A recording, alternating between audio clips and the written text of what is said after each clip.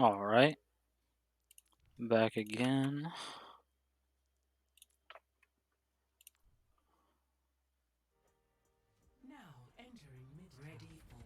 Should be a bit better now.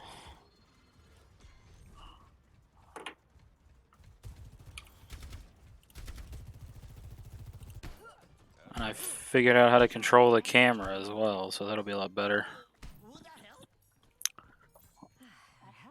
Fast forward just a bit. Okay, so Midtown. I kind of like this map. It's kind of rough getting through the first choke, but like that's just how every hybrid map is, it feels like.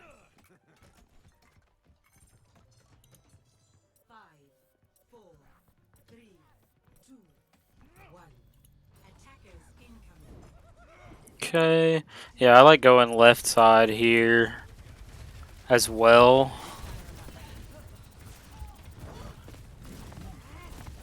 A little aggressive, like getting in front of like both of them with like no backup. Probably want to look for a more isolated target just first off. That's like my first notice here. Like, yeah, like this is great, especially like when she missed that dart.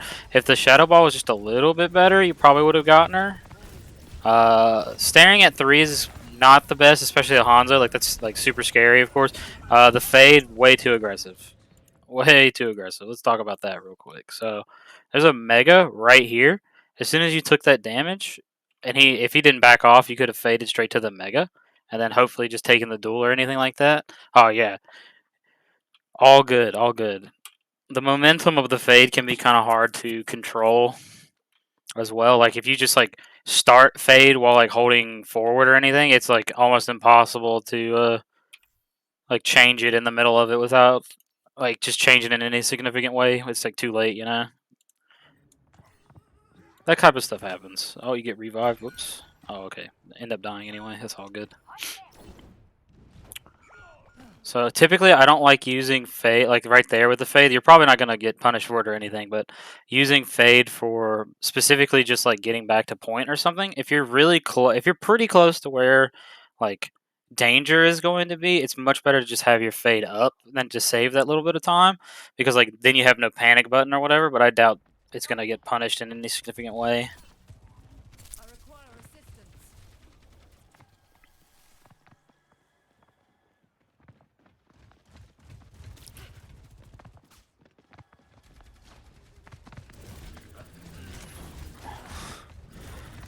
Right, right. Yeah, that was unfortunate. Probably could have. It was just, yeah. I mean, that's just the Hanzo way. So if you're going, like, the first thing is like, if you're going to fight a Hanzo, you typically want to be. You probably want to already have damage on him if you're like getting in close to him like that, because like he's pretty effective at just about any range. But the biggest thing is if you're in a duel with him, you just want to like move unpredictably and like mix in crouching and stuff just to throw off his aim. Probably give you some extra time because Moira's damage is very much like you know exactly how long it's going to take to kill somebody, just like based on how long because your abilities don't do more damage. There's no ramping damage. You just do a flat amount all the time. I'll actually show you a little way to like kill people faster in the training room afterwards because there is a way to like kill people faster, but it only works in certain situations. And then yeah, the biggest thing is that like I like what you're trying to do. You're like trying to create an advantage. Fair enough. I mean, I like what you're trying to do. Like you're trying to create an advantage by numbers or whatever. But typically, the best thing you can do is play with your team, and then whenever someone is like taking damage, backing off, or whatever, or you see an opportunity to chase somebody down and kill them, you take it. Like obviously, pocket healing like sucks. Like it's not fun either, especially because you're like relying on other people to like do all the damage and like get all and like play the shooter part of the shooter game for you. But it's like it's not really ever like a bad thing to like start off like healing like this is good. Yeah, yeah. Like that's a great idea. Like killing Ana to make Orisa killable is a great intention. I agree. And honestly, right here, your idea is pretty good. I assume you misclicked the healing ball, but like stuff like that'll happen.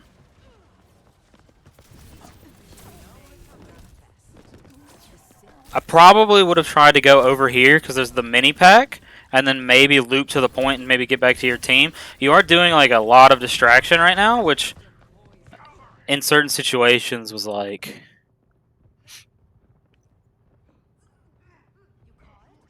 So yeah, the healing ball.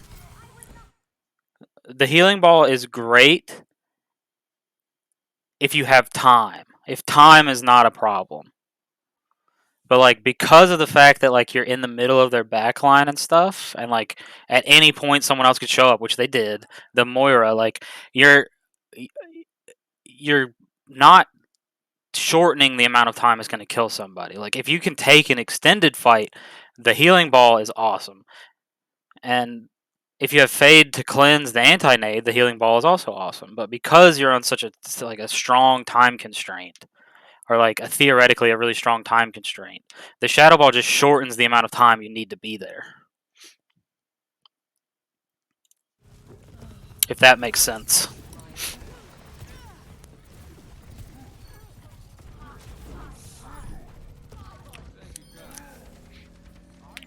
Because the idea is like when you're taking that fight with the Ana, because of the like just where you are in relation to the rest of their team or anything like that, it just like makes it so that your time to kill her is like just way shorter. That's all. But in most situations, I agree. Like if there's no threat of you getting like one shot, the healing ball is just like way safer. Another big thing. This is more of like a small nitpick, I guess. With your ult, you pretty much always want to like combo it with a ball because you can't use the ball during your ult at all. Like so, it's just wasted cooldown. This is just like super nitpicky. That's more of like an optimization than a mistake. Like just using the ball before ult, any ball.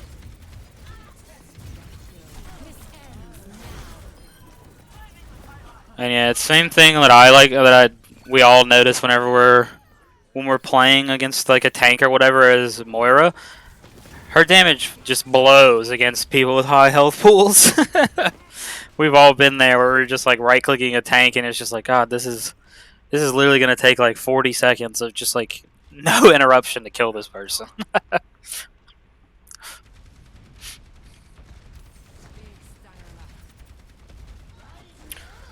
And then this is a classic. Like you can't talk anything about positioning here because like you payload princess right now, and like someone has to do it. Why not, right?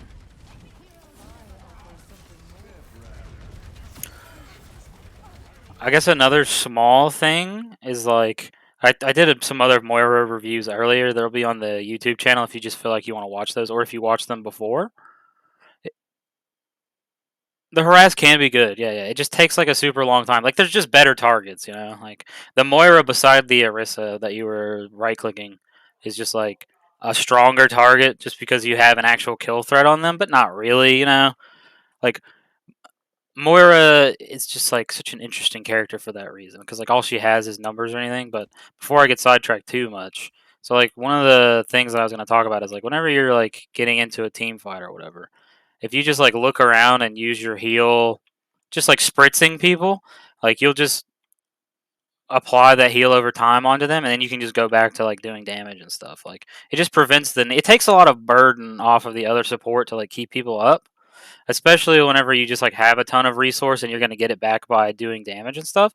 So like right here, obviously you're in the bubble or whatever, like there's not really any damage happening. But if you just like use your heal on the Junkrat and like maybe spray it on the Mercy, like for like the next 3 or 4 seconds, whenever they take damage, they're going to get a little bit of it back from your heal over time, and like the little bit of resource that you use is going to be like either regenerated naturally or by you using your damage. So like that's like a big thing too with Moira. Like your most optimal way of playing her is just like healing and then damage, then healing and some damage. But like you do a little bit of spritzing on people whenever you anticipate they're going to take some like poke damage so that they get the healing, and then like you pocket heal somebody if they're taking a ton of aggression, but you don't want to just like be the heal person because like you'll run out of resources and stuff, and then you want to look for opportunities to like go in and kill somebody.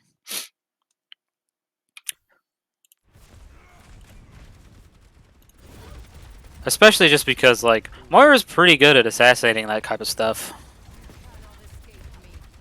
Yeah, it's like the Pharah really isn't like your primary responsibility at all. Like if the Pharah is like worried about getting healed, like they should pick somebody that can get healed by Moira.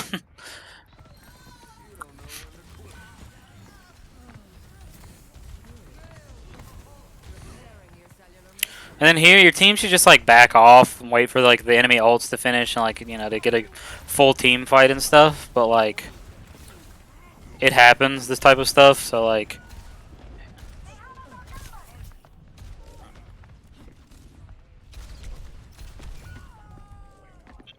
it's one of those things. Yeah, yeah, no worries. Like you can't control how your like team plays and stuff, but it's more just like it was just like a general comment, like oh, people are dead, like there's no reason to like even be up near people just because like more the other more results still going and stuff like that.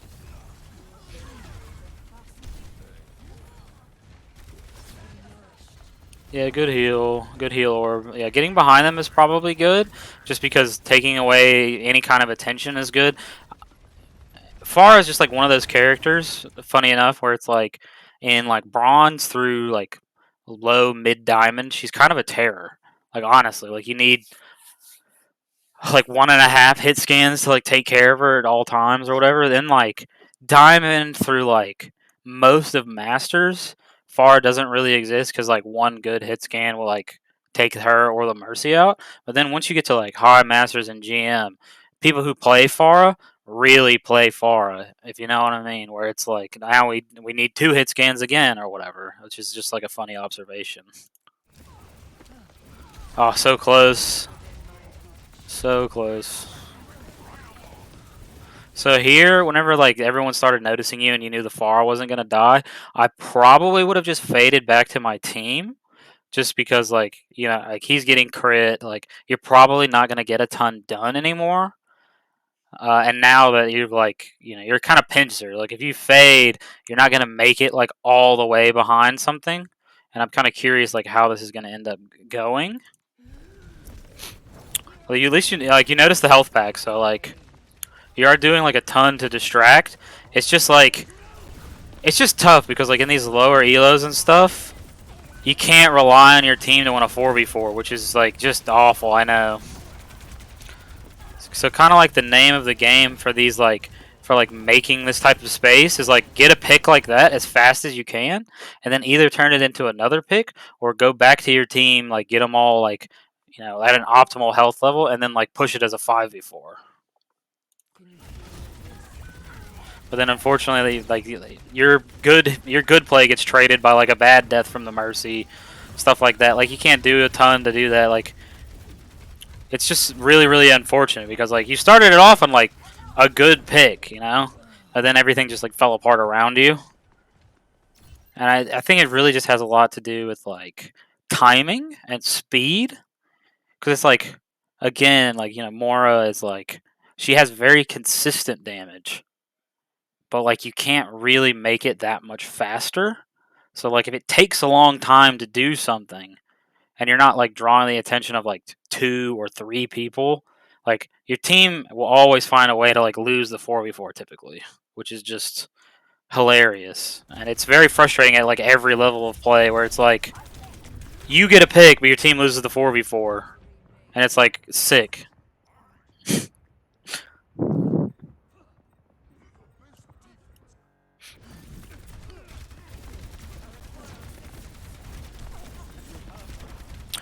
Yeah, in the lower elos, if you can just like if you can reduce the time it takes to like get the kills and then still provide like the healing, just like heal, do damage, maybe get a pick. Like if you can reduce the time in between those actions, like it would take a lot more incompetence for your team to toss, basically, I guess is what I'm trying to say.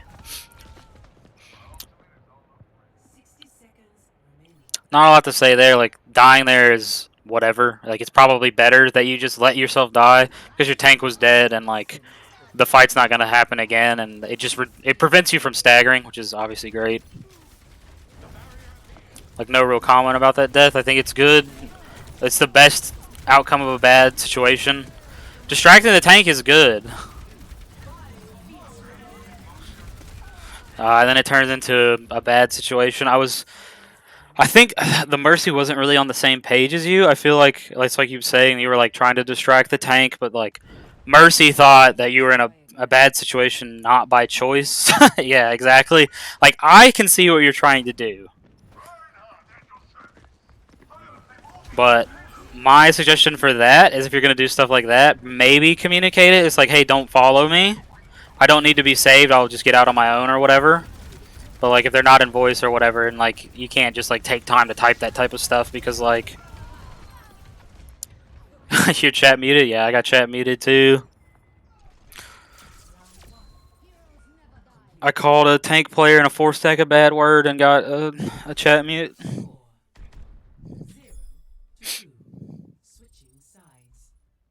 Which is understandable. Like, you shouldn't say bad words. But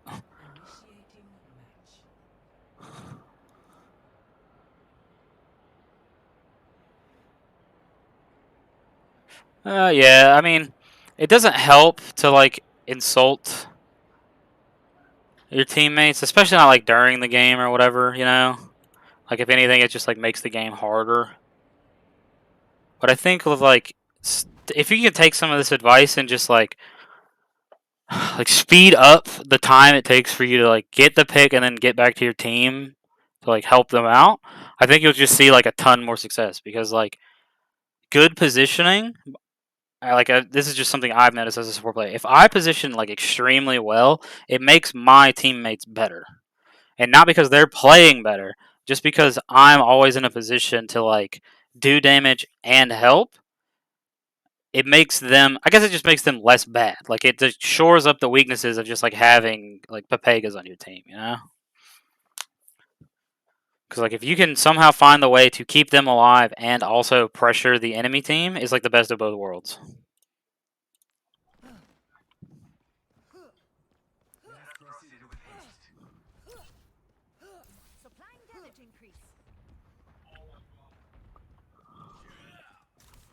So I don't mind what you're doing here. It's probably just a little bit aggressive. If you could like, because like if you're just gonna ball, you can just do it from like right here and angle it so that it bounces like around in their spawn and stuff. But I mean, it's literally whatever. Like, you have fade and stuff as long as you like, as long as they're not playing any kind of rush that can chase you down. It's not really any that threatening.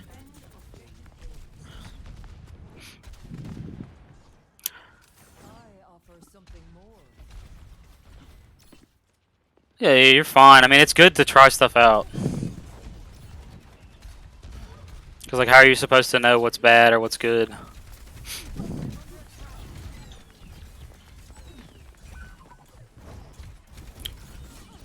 And really, yeah, like with the rush kills thing, I just mean that like, as the Moira, like, you don't have anything except your numbers, like whether it be damage or healing. Like, you don't offer anything else per se, which is not like a bad thing. Like, her numbers are obviously very high because it's so consistent. Like, it's a consistent amount of damage all the time or a consistent amount of healing all the time. Like, it's not the highest burst. Like, you have like no burst at all, right? Like, your healing, the most you can do is just like heals over time, even with like holding down heal and the ball. And same thing with the shadow ball. So like, stalling is awesome if your team can take advantage of it. But at the lower elos, it's just way better to just like get kills and get the hell out of there, and then like get back to your team before they find a way to like kill themselves. So like, you'll find this like all the way up to diamond, honestly, like all the way up to like high diamond or even like in master sometimes. Like, you just like, if you're going to go for like picks, get the pick as fast as you can and get back to your team before they like find a way to fall off the bridge.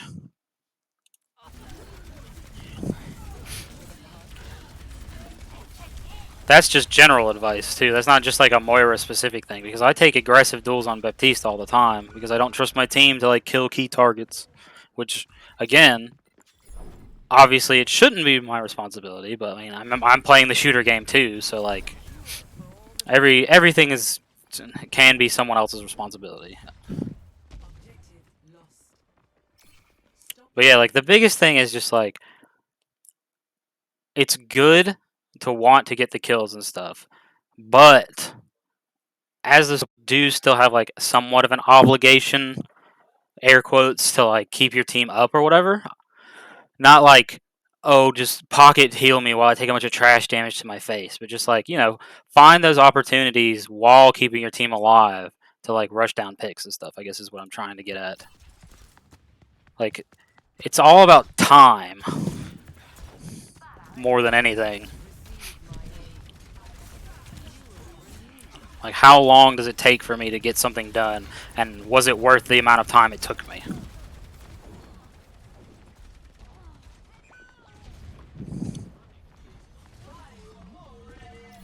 And then here, I'm assuming like things just kind of like fall apart. It's like a tempo loss. Does that seem pretty right? Like everyone dies like piece at a time, comes back, dies.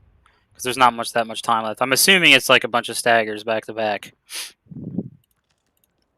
Evolution is a painful path to war. I'm actually gonna go free cam to. I figured this out since my last stream.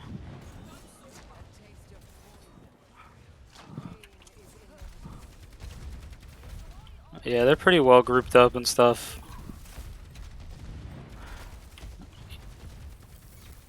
You also unfortunately have, Pharah Mei versus a Pharah and stuff, which sucks as a support player, but like my only advice really against that is like Baptiste, Ana, those type of people, so that you can be the hit scan to kill them. Like sometimes it's necessary.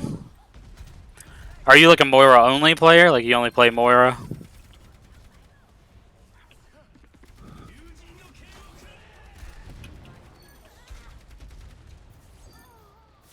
Coordination issues? I mean, it's understandable. Like, I understand.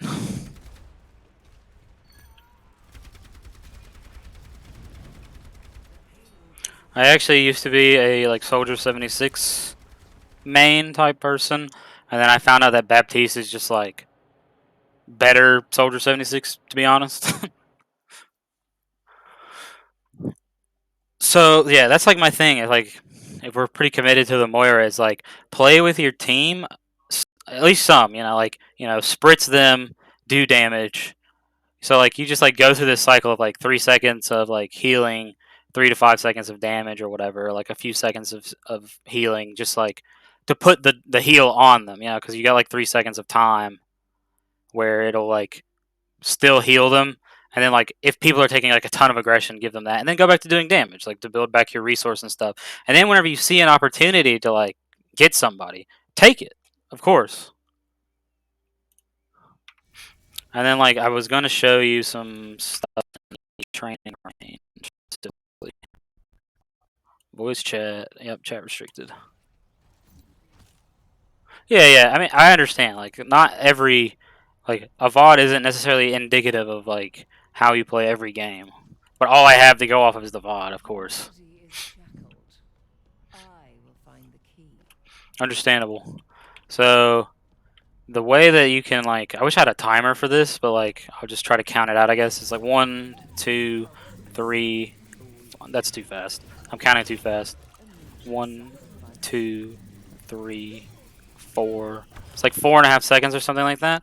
So the fastest way that you can kill somebody with just right click is I believe it is like 3/4 of a second, add a melee attack in, and make it so that you end on a melee attack, and that cuts it down from like 4.5 seconds to like 3.2 or something like that. But you have to be in melee range to do it. You don't spam the melee, you just like add it.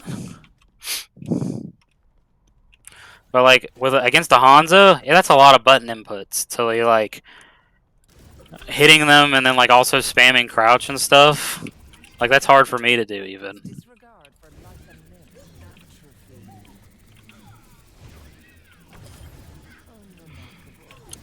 And then I just have something, I guess, fun to show you about coalescence in general. What I was saying about healing is like, obviously you don't need to hold down heal until they're full health because it's like a waste of the heal over time or whatever. But doing stuff like this is pretty good because like the attach range is like super far. It just lets you like you just want to min max your ability. Yeah, the spritzes. Yeah, exactly. So like Preparing your it's just giving you best of both worlds, min maxing. Like, but what I was gonna say about coalescence is that like there's a current like bug or glitch or whatever. For whatever reason, if you fade at the very end of coalescence, it'll let you use abilities and stuff inside of fade. Not that that's like super useful, but it definitely could be, right? Like you're completely invulnerable, able to use like a shadow ball or a healing ball. And I just think that's interesting. But yeah, that's like my biggest advice. Is just like play with your team a bit. So like heal, get some damage in, get a spritz on, and then like you notice that guy's low. All right, well now he's dead. And then like if you want to submit another VOD in like a while, not like today or anything, but like later on, we could talk about some more stuff. But I just don't want to like overload you with too much to worry about all at once.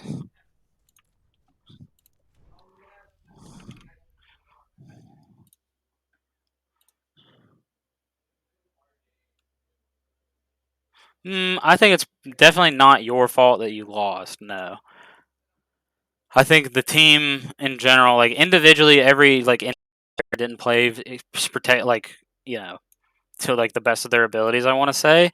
I would say that you didn't make it easier to win, but you definitely didn't make it harder, and it definitely wouldn't have put it all on you. All right, just like my assessment of that game specifically is like you didn't make it easier, but it's not like you threw the game. You know, like the game was already in a losing state. If you know what you know what I mean. Like he didn't throw a winning game. Like the game was gonna be really hard, but you may have been able to carry it. Maybe like it's asking a lot, you know.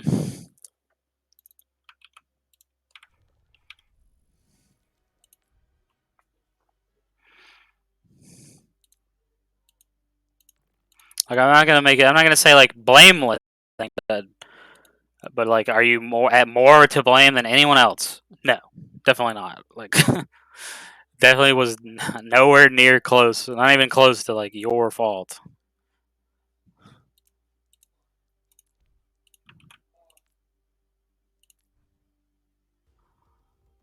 welcome to Oasis. Ready for battle. This next one is for Warley on Baptiste, which Baptiste is like my main hero. So just, I guess before we start, did you have any other questions about the Moira or like general support questions or anything?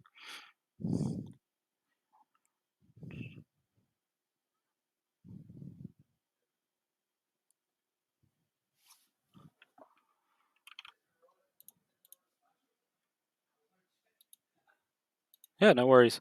But yeah, I'll probably do these like semi often, like not a ton or anything, but like just once a week, maybe like once every other week. Yeah, yeah, like I think you were way too focused on like distracting backline and stuff, but like I don't think it was necessarily like a bad idea. I just think it could be executed better, obviously. And I think we talked about. I think we got a good idea of what to try out, and hopefully it helps. But if you feel like you can have another game like that, message me or anything, and we'll set up another one.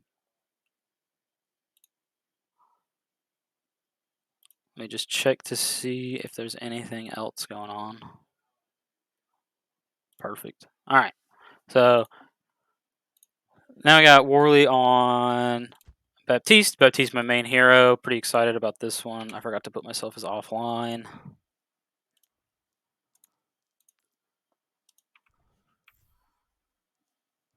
There we go. All right. So Oasis got a nice control map. I typically like Baptiste on this map. I like Baptiste on most maps. I don't know why I keep saying that, but like I feel like he's like specifically on this one on the point itself. You have that high ground you can just like jump up and down to, which I obviously like taking advantage of. It's like One of Baptiste's best things, kind of what separates him from the other supports with like no mobility, is just the ability to high ground and now not on high ground. And Immortality Field is a little reactive. It's just like a little bit much. Like you don't typically want to use your like longest cooldown ability first unless you just have to. But like not gonna fault him too much. Like his heart was in the right place. He wanted to save his teammate, yeah. My frames are kind of laggy.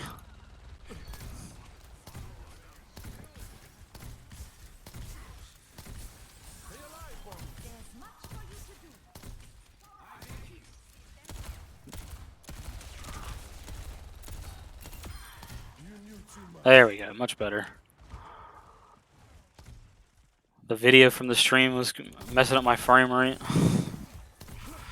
The regen burst was probably unnecessary just because it's like so powerful when multiple members of your team are, you know, below half. A lot of this is going to be a little nitpicky. That was probably a good lamp because I was worried about Genji as well. I mean, I'm worried about him now too, but he chose to die. You really can't do much to save that guy. Like you gave him some opportunities. Biggest thing I'm noticing right now is that like you seem to be more focused on. You seem to be like focusing on damage and then focusing on healing. Like you just have to kind of like learn to weave those kind of things because it's like you did like 6 or 7 like shots and then like you know your Cassidy died. And then you're like, oh no, I should have been healing. And it's like, well, you need to be doing both. Really, it's like shoot twice, heal somebody. Shoot twice, heal somebody. That type of stuff. Like the faster you can do that, the like more value you'll get out of Baptiste, because it just creates insane amounts of value.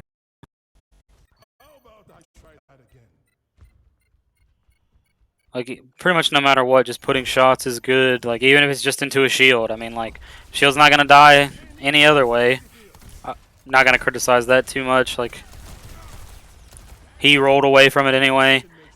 Big thing about the lamp, I guess, is just like a general tip. If it hits something like on the way, it will bounce and it adds time to like how long it takes to deploy. So if you're gonna throw the lamp, I know it's like a lot that exactly where you want it to like be, because then it'll hit the ground and then immediately activate.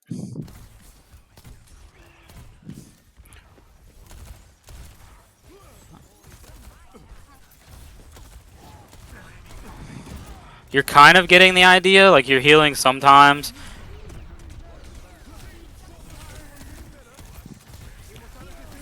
You just happen to be healing someone who really didn't hit like on him. You just kind of want to make sure. First, you want to do like just add weaving damage and healing into your kit, and then as you get more comfortable with it, you want to like optimize to like make sure that the targets you're choosing are the right targets for both. And then yeah, this is what I was talking about with the swapping high grounds and stuff. The window's a little reaction. If you push it up just a little bit further, you could have gotten like better angles on people who are underneath you. But I mean, like, again, you're running off instinct right now. Like, there's a ton going on. You're trying to save everybody. You're trying to kill everybody. It is one of those things where it's like, as you get better and like as you understand more, you'll get better at like choosing your targets and knowing which buttons to press in what situations. I mean, I hate playing at Sombras too. It's one of those things because they're always you get a chance to kill them. Good pick. Unfortunately, it's probably not going to matter. Yeah, kind of one of the things I was talking about with this high ground here. So like being away from the enemies is obviously great, but you have this like unique ability as BAP to like drop down temporarily while crouching. Like your cast over here, like you could like heal the cast or whatever, and then get back up on the high ground. Heal cast, like put pressure on whoever is hurting him, assuming you're not surrounded. Like right now, obviously you're surrounded. Like but before, like you could probably jump down while charging up here, like jump again, back up on the high ground to like keep yourself safe. Hitting your head happens too. Like I can't criticize that because I mean I do it all the time. Stuff like that just happens. Unfortunately, I wish your Mercy hadn't res there, but like I mean, it is what it is. Just because that person's unlikely to keep living, And it's just another stagger. God, I hope they live. God, that sucks. This is where people like start freaking out, you know?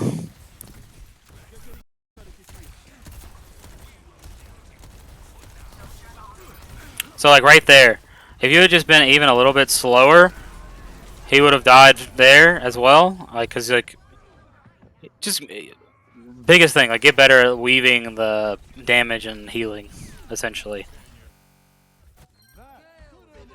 Cause you can't shoot faster or heal faster. Like they're both like locked. Like it's his kit was designed with the idea of damage, damage, heal, damage, damage, heal.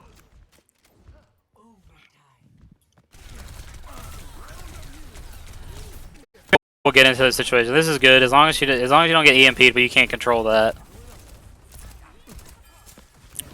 Because like you're in a desperate situation. Pretty good shots. That person could have used a little bit of heal while you were like window, because it doubles your window heal. They didn't die, so like it's fine. Aim is a little shaky. I'm probably gonna need to know what your sense is because I can't really see that. Probably have a lot less worry about like how shaky it is. And the shake just happens from like the adrenaline of like whenever you won the point, so that's great. It just got a little more dicey than it needed to, I think. So, but yeah, if your sense is like a certain high, and like you're full of adrenaline and like your aim is shaky like that, it's just because it's picking up on too much. And a lower sense will just make that like impact way less noticeable. The best laid plans have backup plans. But that's only for people who are like, privileged enough to have like a big space to play on, or at least like a nice like, like a square foot of mouse pad space.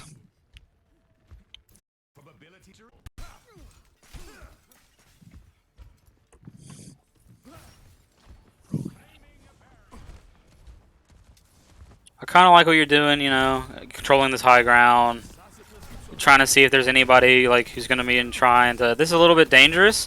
I probably would have just jumped over that right hand side of where you jumped up at to get to the teammate. Unfortunately, because like you put yourself into a situation where if like they would have been like, what the hell, and then shot you to death.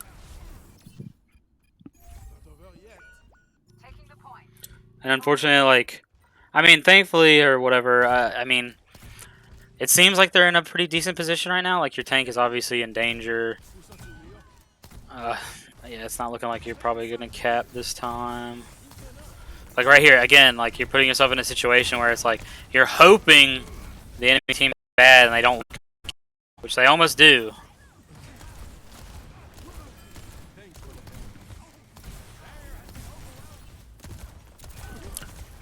And the best way to counteract stuff like that is like whenever you notice that your like the player that you're worried about is like going somewhere where it's really dangerous for you to follow them, you need to start routing to them like as fast as you notice that. So like as soon as you notice that he was like diagonally creeping his way towards that walkway and you're like right here, you need to like start moving this way to like meet him at the doorway as soon as possible. Not like get into a situation where like, oh shit, like try to leg it through no man's land, you know?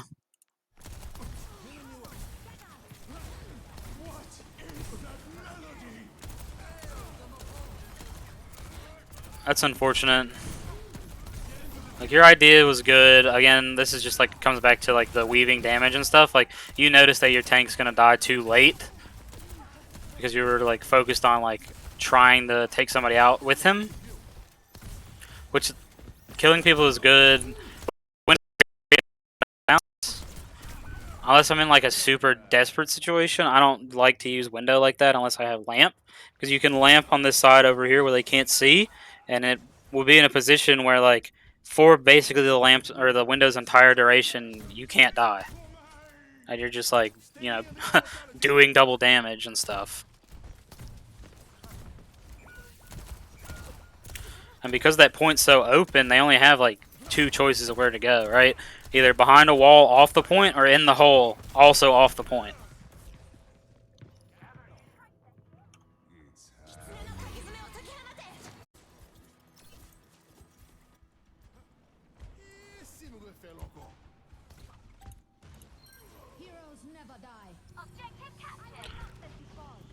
But yeah, big one of this is just like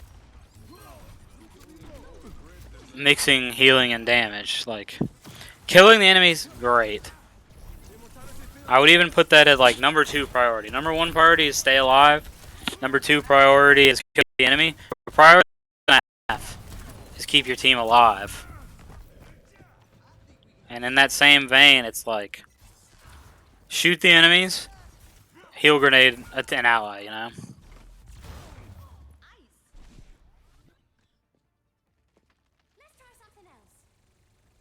But that's why the enemy gets 2 shots and the allies get 1 grenade, because that's priority 2 and 2.5. I mean, that's like other stuff to mention, but again, I don't want to like overload people with like way too much information, and then like they don't take away the correct priorities from these. Just fast forward a bit. A little more. A little more.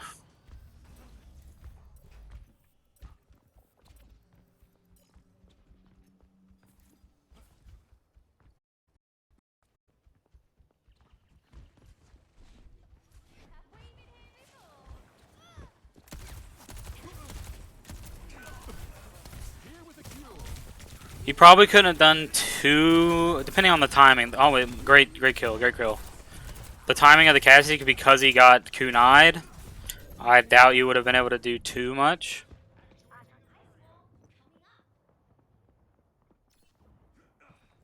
But it's just like, again, one of those things, like, getting good at doing one thing is great, but being able to combine, you know, damage and healing is what will make you, which is what will make you able to like hard carry games as a support. Like, but if you're like really good at shooting, and you can translate that into like 2 dead enemies, like forget the rest of your team, you know, like forget the crappy DPS or whatever. But like, I only ever found that to be true whenever I was in like low diamond and plat getting back up, or like when I was climbing, because it was just like, yeah, I'm better at shooting than my DPS is most of the time, so like killing someone it's just like way easier than that. But to get really awareness, shooting an enemy and healing is like the way to go. Like shoot enemies, heal.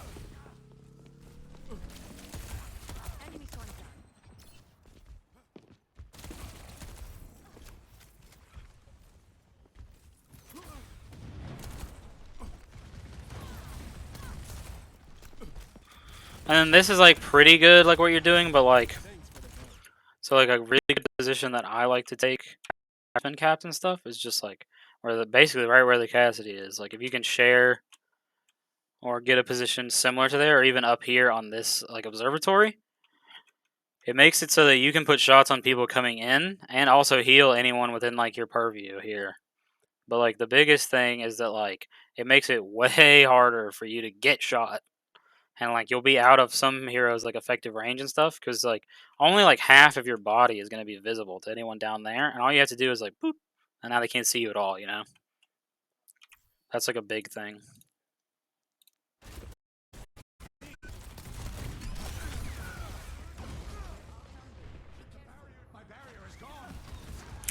And then like, I'm not saying it's positioning, but they definitely wouldn't have been able to kill you if they couldn't see you.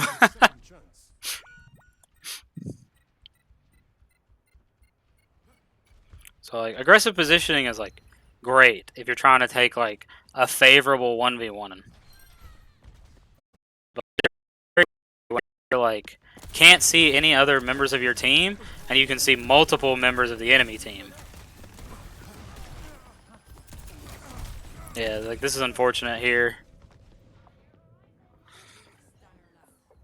It's just one of those things where it's like whenever you walk into a room with like multiple baddies, you just kind of have to like formulate a plan of like what the hell are you gonna do, or like be aware that they're like you don't necessarily know where the enemy is, because you don't know where the enemy is. You walk into an area where there's multiple enemies, and because of that, you're dead again. You see what I mean?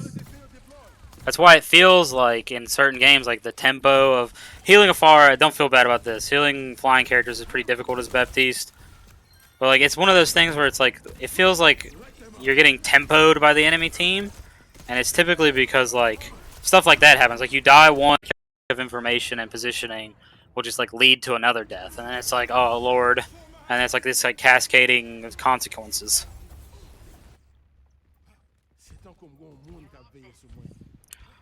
And of course, like no one loss is like necessarily like your fault, you know? Like there's like tons of mistakes made by like every member of your team and like the enemy team as well and stuff like that. I would not pin loss, no. But it's another one of those situations where it's like, could you have influenced this game way more? Yes, absolutely. Could you have even carried this game? Maybe. But could you have enabled your team and yourself to like make the game way easier? Yes, absolutely. I think so.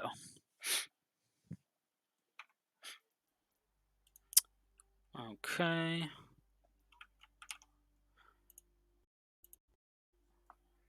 Don't really have a ton to show off for BAP or anything in as far as like the training room goes. He's pretty straightforward.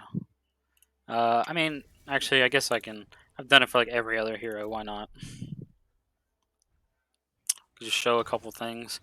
He's really straightforward. Like, there's not like it's pretty what you see is what you get as far as Baptiste goes. Oh man, because I'm streaming, my frame rate is really weird. There we go. So like, Baptiste has the same like damage per shot because he shoots 3 shots. There's 25 damage apiece. He does 5 more damage than a Cassidy does for like each time you pull the trigger. But and he has the same exact like range as Cassidy. But like so like the biggest thing is if you hit all 3 shots, that's 1 taps a tracer, which is crazy to even think about, right? But the thing that I was talking about with the shooting and healing or whatever, so like let's keep these guys alive for a second because I like to have both of them alive while I show you this. So like team fight, shots. So shoot, heal, shoot, heal, shoot, heal. Like if you find it easier to shoot, heal, go for it. If you find it easier to shoot, heal, go for it. The most optimal is shoot, heal. So it's like shoot, heal, shoot, heal. And then the more advanced version of this is like figuring out who is your priority for healing, because it's like in this situation right here, like you're putting shots on this guy, and you like this guy's lower, and like one of the ways of knowing that is like just instinct. Honestly, like you'll get a feeling like, oh, I hear this character's like pain noises. I know that they've taken damage recently or whatever. Like that's a little bit of metagaming or whatever, so like it doesn't really matter. And then as far as like optimal window usage, you typically want to use it on a corner, and you kind of want to put it at an angle most of the time, because this gives you the most room to play with, where you can get like a whole huge view, and if for some reason you need to like cut it and turn around, you can like just walk through your own window and have windows still be active. Like that's a pretty big thing. And then what I was talking about with lamp, if it hits something, it bounces, and it takes extra time to like deploy, because I don't want to wait for that. Oh my god, did they patch that? I guess so. You used to be able to swap to get your cooldowns reset. So if you just throw it, activates immediately. But if it bounces, it takes that extra time in order to deploy. And then as far as like, this is just a random tidbit. So regen burst obviously is a very short range ability, like really, really short range. You like have to be pretty close to them. Like I think this is around the maximum range of it. We can just go off of this. So each one of these is 10 meters, and it only has a 10-meter radius. So from here to like right here is like as far as it goes. So yeah, it hit that guy, didn't hit that guy. That's just the thing to keep in mind. It's like it's such a powerful ability. Like both of his basic abilities are very powerful, but they do have their shortcomings. Like one is super short range, and one is a pretty long cooldown. And then next, we have someone on Kiriko. Just need to pull up their notes.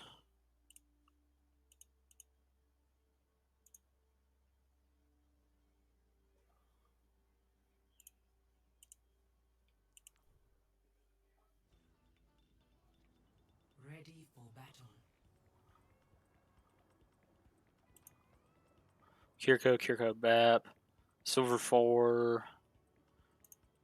Just, yeah, well.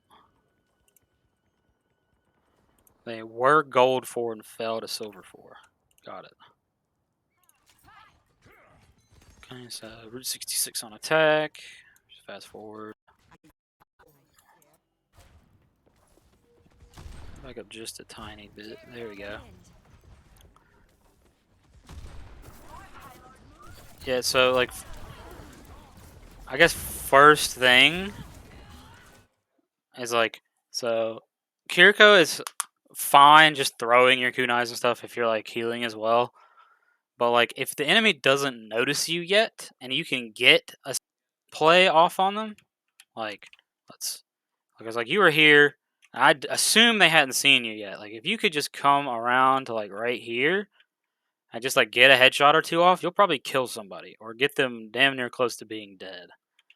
And especially on Kiriko with your TP and Suzu, like you have the opportunity to just like peace out whenever you feel like it. Like you're hardly ever in just like super danger. Obviously things change whenever there's like a Widowmaker and stuff, but like if they don't notice you, you're very dangerous on Kiriko.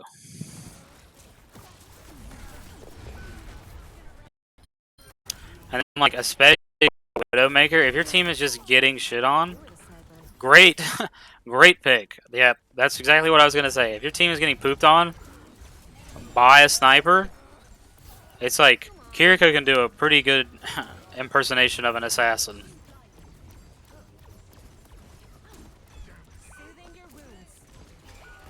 That's unfortunate. Their Zenyatta got a bunch of people.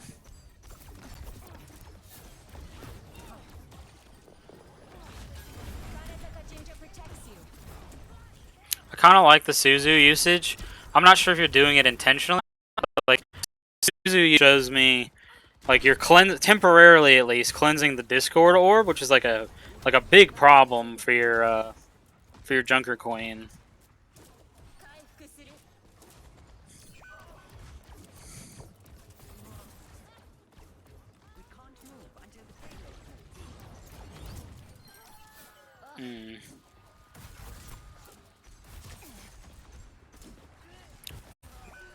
Yeah, unfortunately, the Junkrat is just like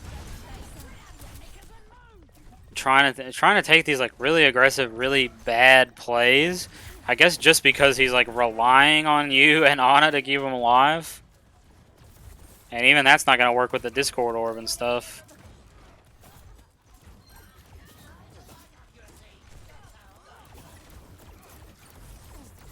I guess this is kind of like a big thing.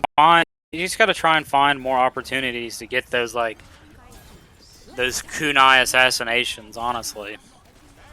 Because like Kiriko's healing is not bad. It is just like not as good as it used to be. And like it has a travel time and everything. That one's funny to see. Yeah, this is obviously like a full reset here. Like from the kills that you got and like or the damage that you did, it looks you seem to be pretty confident with your ability to hit the shots. But if you can just put yourself into situations where you have more opportunities to hit those shots on enemies that don't know you're there and maybe even kill them, the better off you'll be. Because like now I've seen you use TP like what, once, maybe twice. Like why not? It's 6-second cooldown. There's no reason to like not be looking for these assassinations, especially since like you know your team like right there, great, awesome, and you TP'd out too, like perfect. Just do that more, especially whenever the people don't notice you. Like right now, like as a direct result of you doing this type of stuff, this cart is gonna be capped probably. It's interesting that you haven't noticed this. them having their copies rough. The Kitsune Rush is kind of rough, but literally just because whenever it hits a piece of geometry, even the cart, it just stops. So like your Kitsune Rush is only like like 4 feet right there. And but with that, it's like you just want to take a better angle. Essentially, you want to put it in a place where, like, at the beginning, at the start of the Kitsune Rush is your team, and at the end of the Kitsune Rush is the enemy's team, and the area in between is like you have places where your team can pick and choose where they want to take a fight at, and still be in the Kitsune Rush because like everyone's effective range is different. You know what I mean?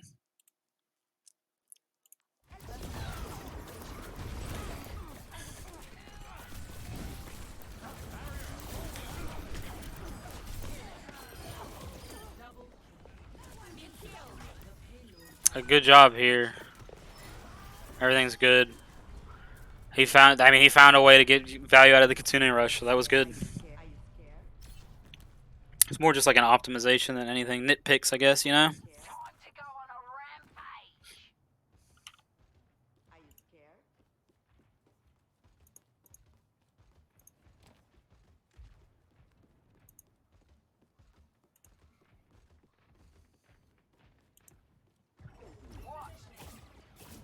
And here you're kind of out in the open. Like, I mean, you're just throwing the kunais, just being cheeky, try to get like something going, of course. But like they are projectiles, and unless you're just like really good at like those projectile type heroes, it can be hard to get a real value out of it. That's why you want to like close the distance as Kiriko to like make it super simple for you to hit those shots. You know.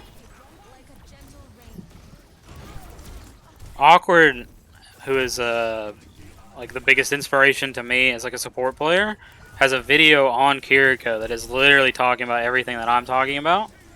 And if you have not seen it, I would definitely recommend it. I'll probably link it as part of this VOD review. But essentially his whole 4-step process is like, get into it, find an angle, get in close, get some assassinations. Whenever you're in danger, like Suzy yourself and TP out, or just TP out, whatever you have to do. Just like get in, get out. But like you can't put yourself in those situations for more than like 3 to 7 seconds, and then you gotta go. And then you heal, and then you start the cycle over again. You go in, like right now. Like you're trying to do it right now. You can't really climb that wall, unfortunately, but that's just kind of how that is. Like that's pretty decent. Like your like basic framework is there for like you know pretty much more or less what you need to be doing.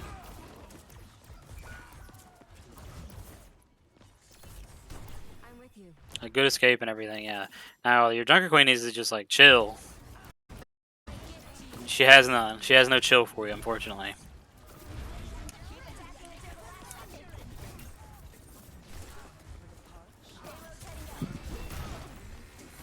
And then there's a tire. Good kill. And then like because of that, you're gonna get progress on the payload. It's like every time that you find these kills without you or your team dying, backing into the dragon's kind of rough. Try to be aware of that, of course. Not gonna pick, but like if you've noticed up until this point, like every time that you've gotten a pick like that and gotten back to your team to do other stuff, there's been like massive progress on the payload. So like I feel like that should be a pretty strong indicator of like of a takeaway from here, right? What the heck? Oh. There we go. It's one of those things, just like, get value, get out. Get value, get out. Because, like, here, you're just, like, throwing heals at people, which is fine. Unfortunately, that guy still died, so it's like, he still would have died if he were gone for a second, too. And I'm not saying neglect your team. I'm just saying you got to optimize the time that you have, you know? Taking this duel is so scary. Good kill.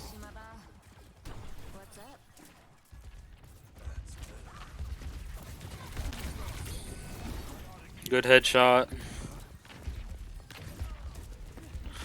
Especially if you're in these like lower elos and you really just feel like you should be if you're so high. You just need to take advantage of the fact that you're playing against quote unquote worse players, you know? Like, get on a flank silently, kunai them, kill them, get out. Or, like, distract them for like 5-10 seconds, get out. The important part is, like, don't die. Make some kind of impact on the enemy team. And they get a life. Oh, that's so unfortunate. Adaptive circuits engaged. Junker Queen. Take him to the wasteland. My only advice against Hanzo is just try to move unpredictably. He's, you know, he's ineffective. He's like, you know, 1v1 duelist. It just happens. TPing to somebody in that situation is very risky just because they're the only person around and you have no idea what their situation is. Just like, careful on those type of things, you know.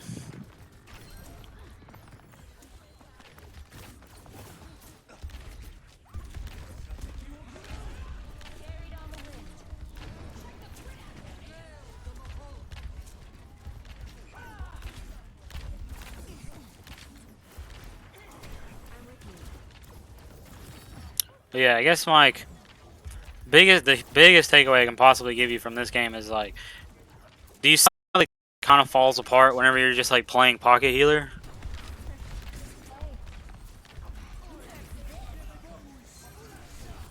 Like anytime you're just like holding your like healing a Fudo on your teammates, like nothing's really getting done or like bad things are happening because like they're just taking damage without doing enough in return. But every time that you've like consciously gone for an assassination, things have just been like way lots of been getting done. I'm probably just gonna leave it at that.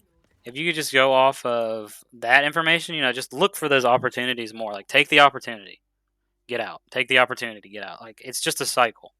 Like you're never gonna be gone longer than like 7 seconds, and then when you get back, you heal, and then while you're healing, you're looking for another opportunity to like go find another person to assassinate. So like just from watching that, like I mean, I'm repeating myself really badly, but like every time you found an opportunity, the game was easier, much easier, and stuff got done.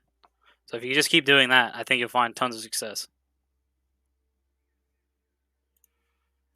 And then whenever you have like another VOD to do, I'll probably be doing more of these, and we can talk about it then. And then maybe we'll probably have like some new stuff to talk about.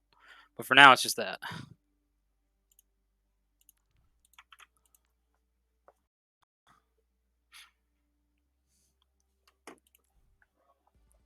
All right. Welcome to Circuit Royale. Ready for battle. Got slushies. With haste.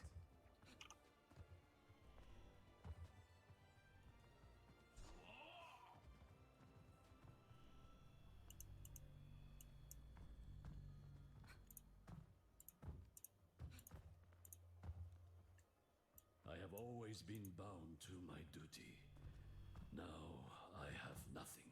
There is always a way to make something from nothing, brother.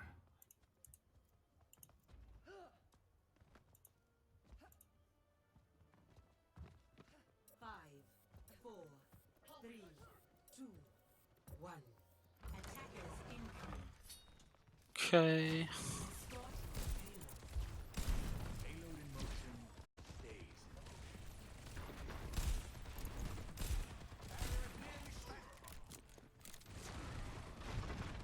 So here, nothing really to talk about just yet. Like you're doing fine.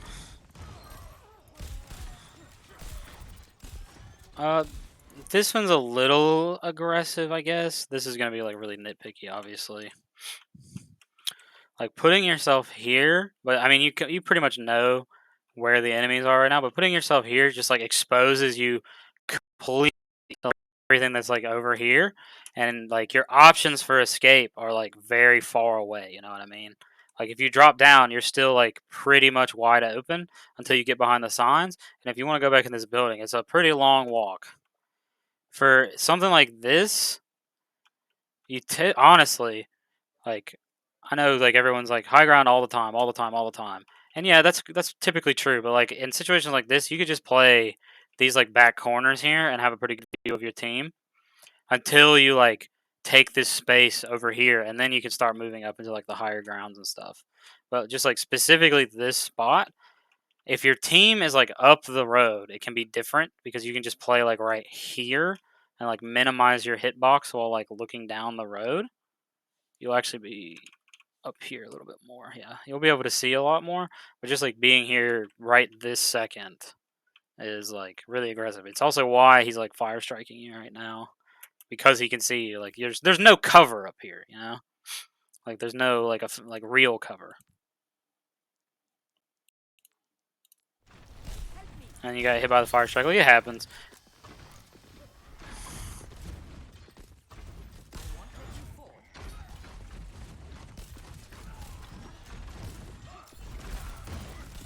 Here, so like here, when you're like doing damage and stuff, which is good. Like doing damage is good. There's no reason to shoot a pocket at Reinhardt. Like he has his, he has his two healers like right there. Am I blind? There was a Mercy here, right? Yeah, yeah. I was like, oh my god. So like they had his two healers there. If you put shots on the healers, that's way better. Like you're not gonna kill the Reinhardt or anything. You're not even like gonna get close. But if you can take out a healer, suddenly that like 5v1 or 4v1 on like the tank, it's looking a lot juicier. You're welcome.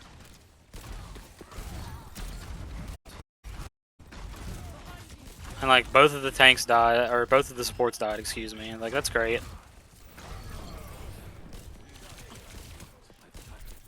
Good kill. Great kill. Isn't everything? So like nothing really bad has happened yet or anything. Like this is all just like nitpicky stuff where it's like things could have gone badly, I guess.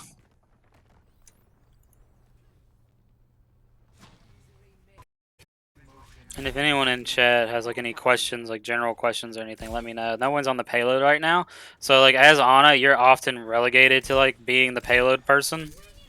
That's just kind of life. Thankfully in most situations you can like just find cover on the payload. I mean, it's not like a huge deal or anything because like you didn't miss out on like a ton of progress, but some amount of progress is progress. The sleep dart was unfortunate.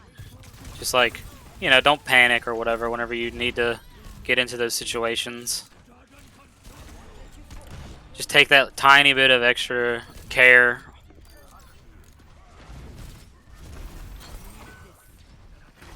I'm curious how we're gonna use the nano.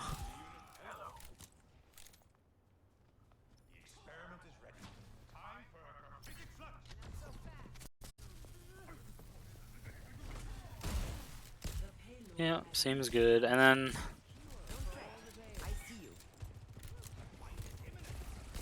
I want to see how you position once you get the. I mean, that's fine. Pretty normal.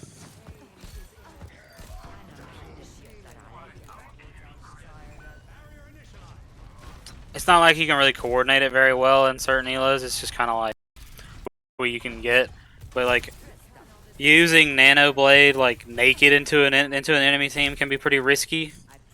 Just because it's like it's just one of those things.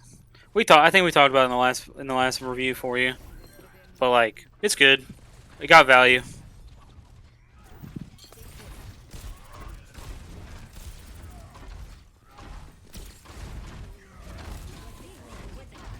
Yeah, this is the part where you like start to need backing. Need to be backing up, backing. You're likely to die. Oh, you live. Oh, you die. So, I was gonna say with the positioning for Ana specifically. So like getting up in this area if you don't have to be the payload person is great.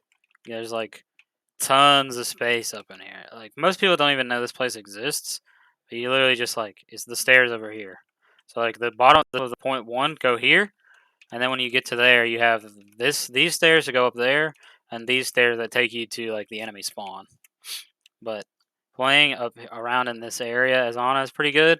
Or like if you just don't have time to do that, like you can play in and around this mega as well.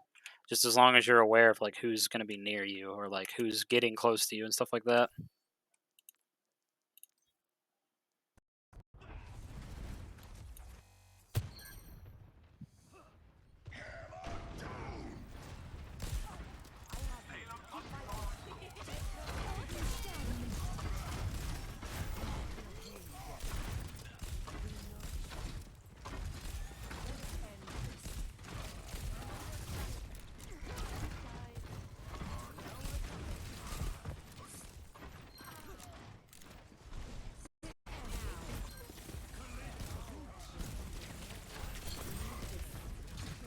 Here, like, positioning's fine. I mean, not.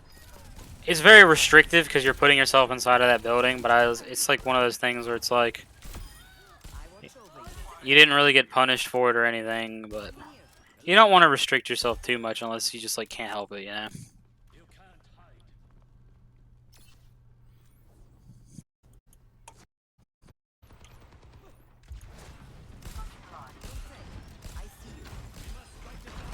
And then yeah, you're doing fine here. That grenade was kind of rough, but it is what it is.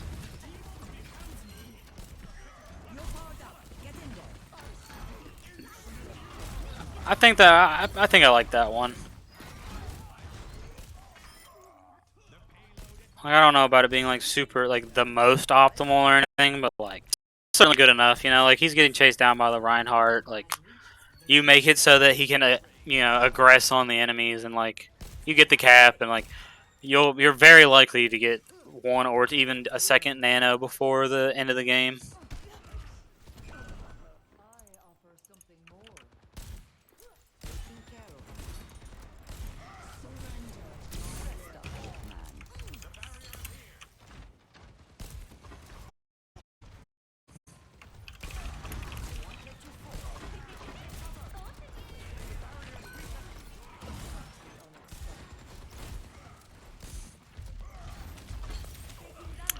I guess like a smaller thing here is like healing's good. I think you're looking to like top people off a little bit more than you need to. Like healing is obviously good. Like you know, like it's great. But you have had more impact shooting Reinhardt supports or putting a shot on soldier instead of like healing, you know, 30 damage on one of your teammates during that time. Probably, yeah. Like it's just like min maxing. Like you do 75, like no matter what. Like it's 75 healing or it's 75 damage. If your teammate doesn't even need 75 healing, like I mean it's 75 damage too. Like you can put 75 damage on somebody, and if 75 damage is more HP than they have, it's not wasted. They're dead. It's just one of those things, you know. Like you should be looking for damage whenever like people don't need healing. Like he's taking a duel line of sight. You can't do anything about that type of stuff. Because you're in a position here that's like excellent, honestly. Like it's great. Like not a single person can like do anything to you, but unfortunately your team dies because the other 4 members of your team are in shatter territory.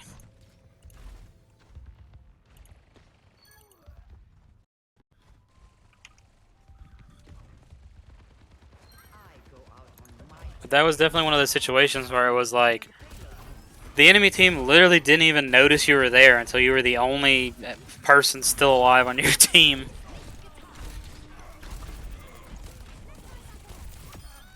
Good shot. Sleep darts are kind of rough. You'll get better at the sleep darts though. You just got to keep trying, basically.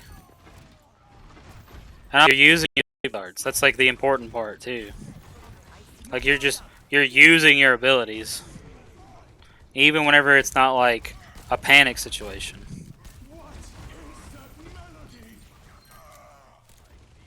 It's good. The nano again is one of those things where it's like you want to nano someone. Right here, you need to be on the payload. You want to nano someone who's like already being aggressive or being aggressed on, just so it's not wasted. Like it wasn't bad or anything, you know. I wouldn't say that. It just wasn't as good as it could have been, you know.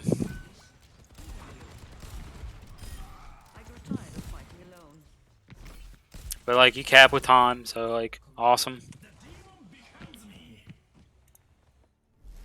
Score. Receive my My ultimate is charging. ready for battle. Yeah, there's a few classic places with Ana to play on this area specifically. So just myself specifically, I like playing right around here, but like just because I can play on the stairs if I need to. This is only like until a certain point though, obviously. I just like playing around this area, like where this shoulder cover is, and then as the payload starts coming down the street, but like isn't super far down the street, I like to play down in this area until I need to like get the hell out of there, like until it gets to like that car, like the part of the payload like starts touching that other car, and then I need to move, and then I rotate, and then you can just start playing right here, and you can just keep moving down, moving down, moving down, moving down, just depending on what's going on. That's just me personally, but pretty good. One. Attackers incoming. Like there's nothing necessarily wrong with what you're playing right now either, because like worst case scenario, yours is a little bit better honestly if they're playing like a rush comp, just because you can drop down and immediately start moving down that street.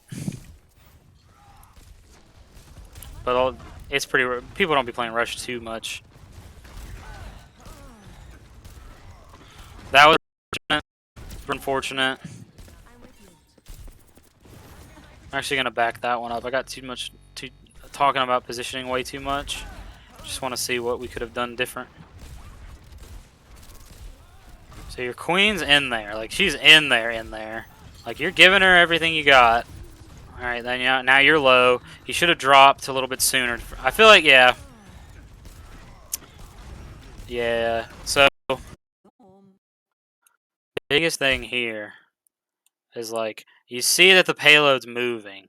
It's like all 5 enemies are like moving right now. Like you need to be moving back and down, like right, like seconds ago, like right about now. Whenever she gets crit again, is when you need to start making the decision to like drop down and move. So like right now is like the best time to start going, and then like you wait those extra few seconds, and then your queen dies, and then like you probably end up dying and everything. Like it's just unfortunate. Like there's just those situations where like split second or like a couple seconds earlier, and you like could have dropped down and like maybe. I'm not even saying that it would have made all of the difference. It just could have made the difference.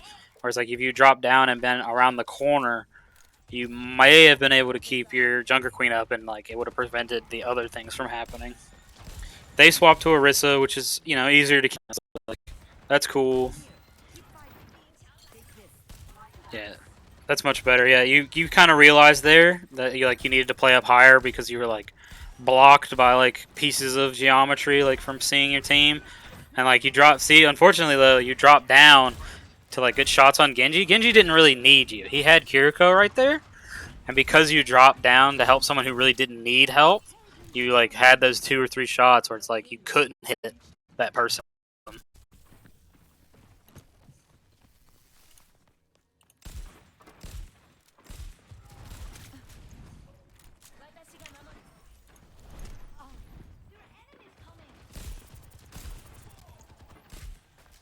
Stand up straight.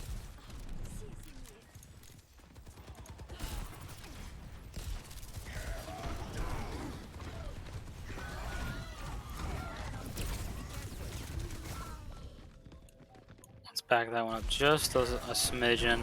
Yeah, unfortunately, it's just one of those situations.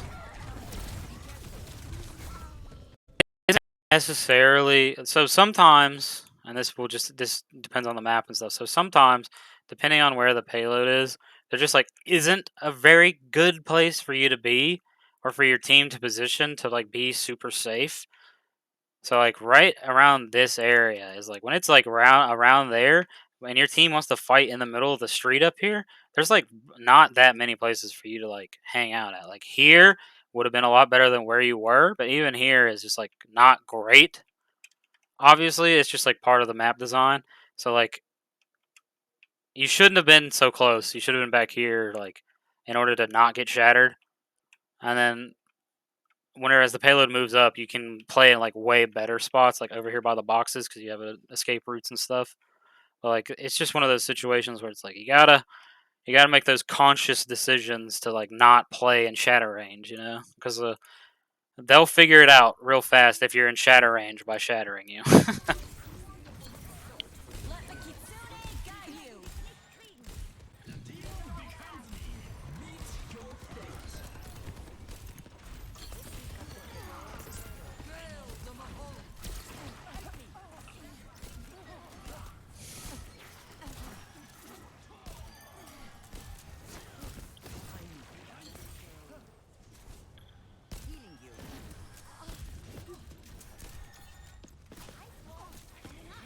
So against the Moira, whenever she switches to like harassing Orisa, doing damage to the Moira is like way more important than healing the Orisa, because Moira's damage to an Orisa is basically like a wet slap. And it's going to take a real long time for Orisa to be in danger against a Moira. But a Moira will die way faster, Just gotta... That's probably a decent nano. You do... Like, they're getting pocketed and stuff. Like, it doesn't look like anything's going to get done with it, unfortunately. Let's actually review. Maybe I'll change my mind about how I feel about the nano. Who's alive right now? Okay, so Genji's dead. You commit a blizzard, but the blizzard gets stopped by a bad throw. Yeah, I don't like the nano. In a vacuum, it was decent just because like the Orisa's already in there. But after a review with the Genji being dead and their whole team being alive, you probably should have just saved it and tried to get a better fight on the next one. I mean, but you're likely to get another fight anyway, so it just, it happens like that sometimes. The payload has reached the checkpoint. I've got you in my sights. I like the sleep dart use. Maybe you hit him, maybe you don't.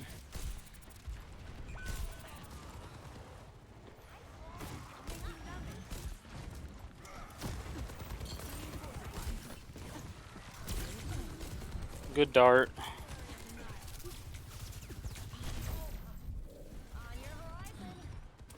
Yeah, definitely don't play in this room though. If you can ever help that at all, that's like just a horrible place to be.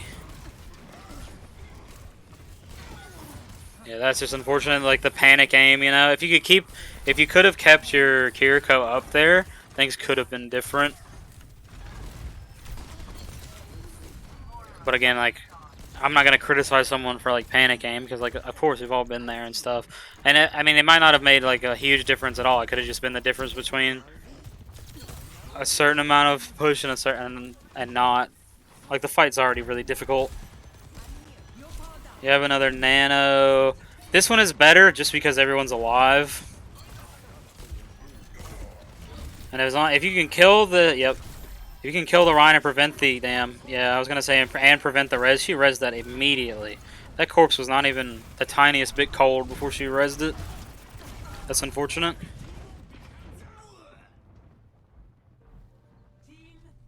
Yeah, that's the mini game of playing against an Ana. Is like she just becomes like the most important character in the game. Because as soon as you kill the most important character in the game, she's gonna bring it back.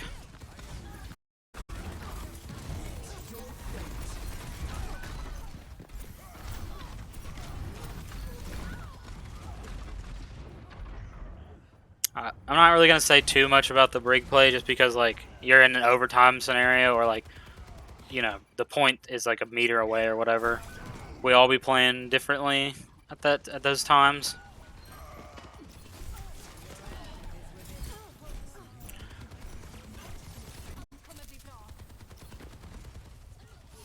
A general thing for Brig is that if you're not swinging, your shield should be up.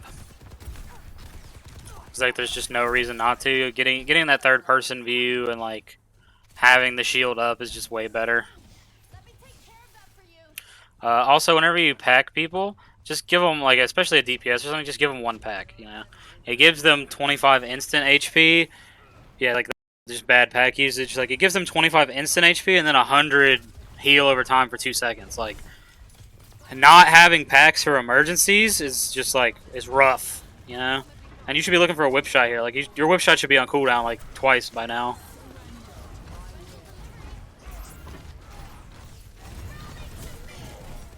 Rally, just a little too aggressive, honestly. Like the current Brig ult is just like way more suited as a reactionary thing. Like if you can stun people out of like an important ability or ult, it does slow you. Like if you're not going anywhere, you should just have the shield up though. Like you're not really traveling anywhere. And like it's just a good habit to be in. Like, and if you're just like standing there doing nothing, you should either just be swinging your mace because who knows, maybe you hit something, or you should have your shield up because who knows, maybe someone shoots at you that you didn't notice. You know.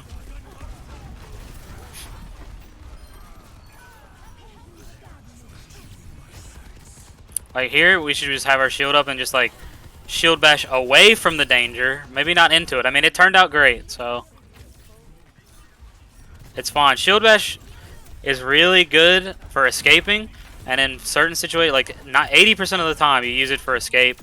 10% or 15% is for travel, and then like 5 to 10% you should use it to like as the finisher on somebody who's low.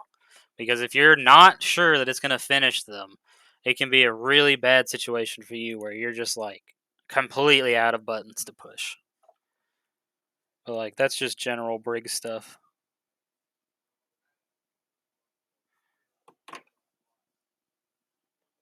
And then overall, it's like positioning stuff. Like your nano usage is like whatever, and then like you should try and start like transitioning into like looking for damage opportunities, but also putting damage on targets where the damage matters. So like shooting a full HP Ryan with 2 supports is like just a waste of your time.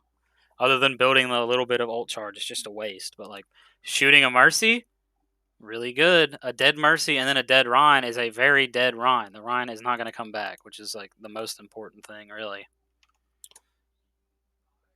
And let's see here. Whose review was that? I have it marked in my notes.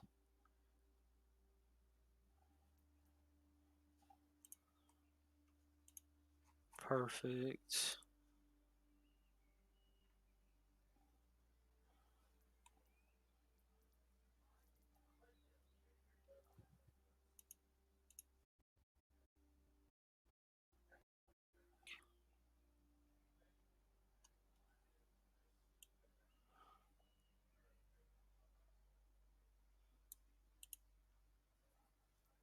Sure, yeah, I can talk about positioning more. Do you have a specific map in mind, or do you want me to just like pick a map and talk about it?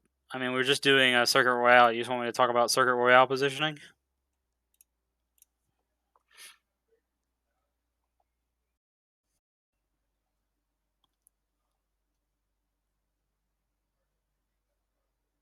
Sure. So let me just load up a custom game on Circuit Royale. Do you want defense or offense first? Or do you just want, well, I can just do both. I don't know why I asked that. No.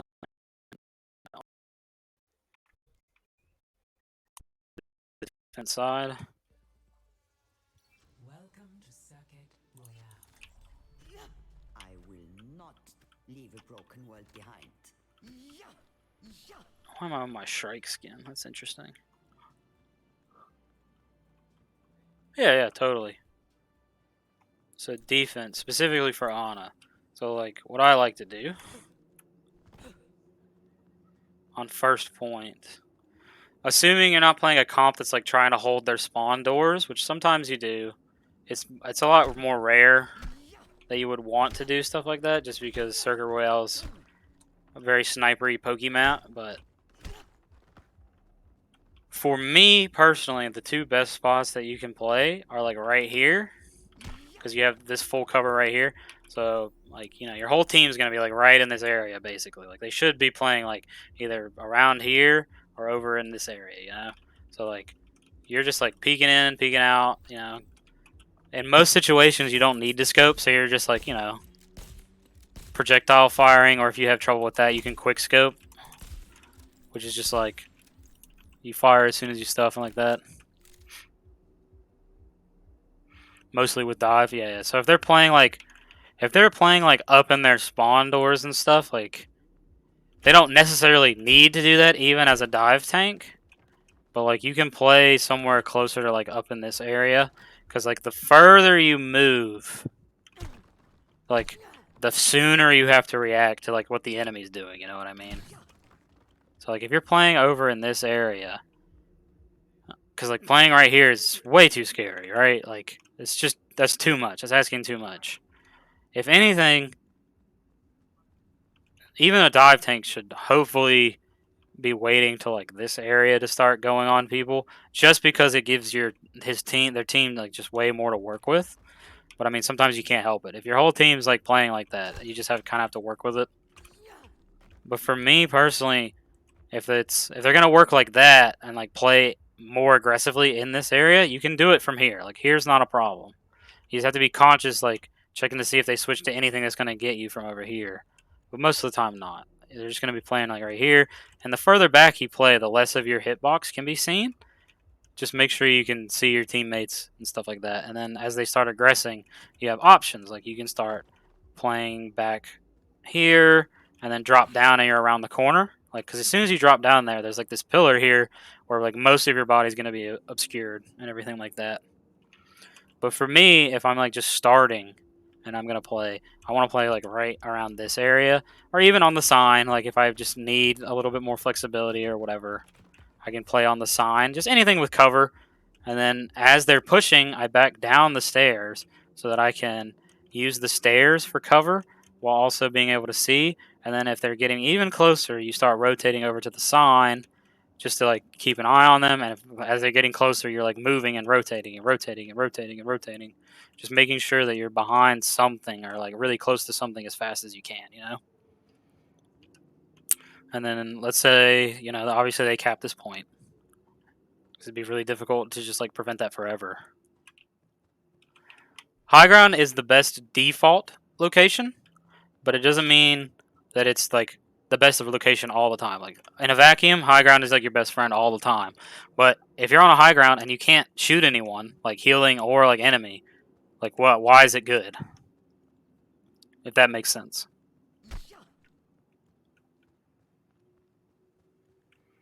And then same thing on defense. Like, there's these default hold points here. Where like if you want to look you can see, but like everyone's looking here all the time. And then depending on where your tank and stuff is playing, you can play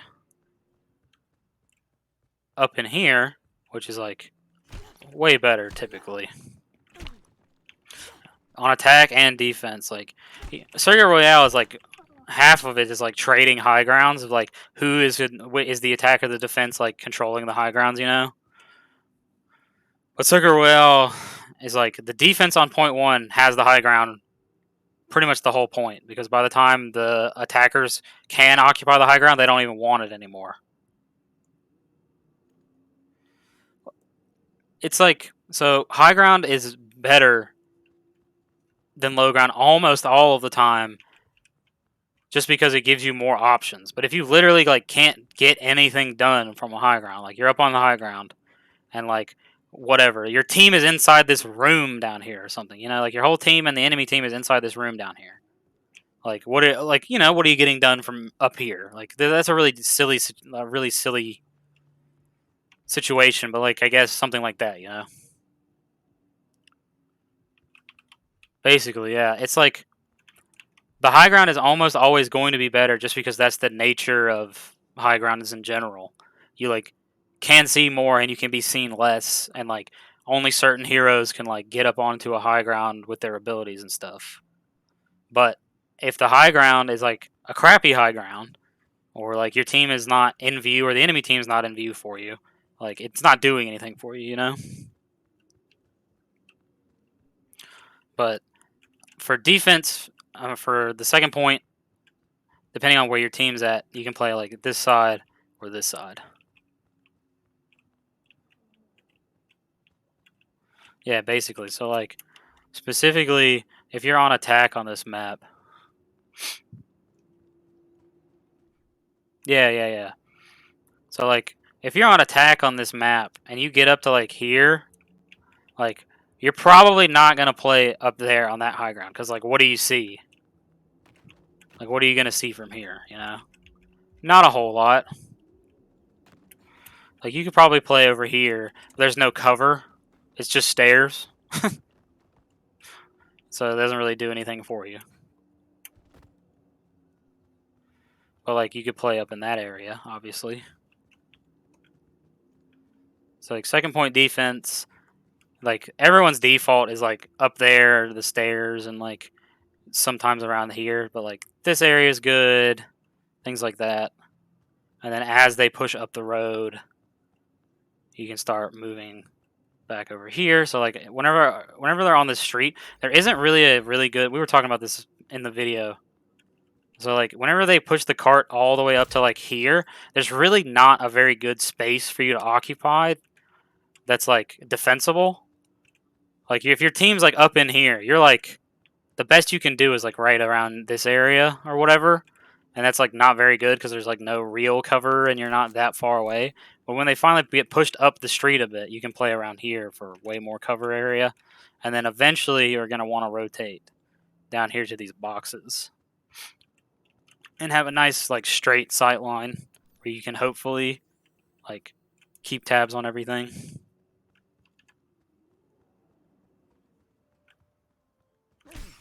Yeah, the high ground that they took on the attack in the first one. There's just like no cover up there, and the view was not very good, right?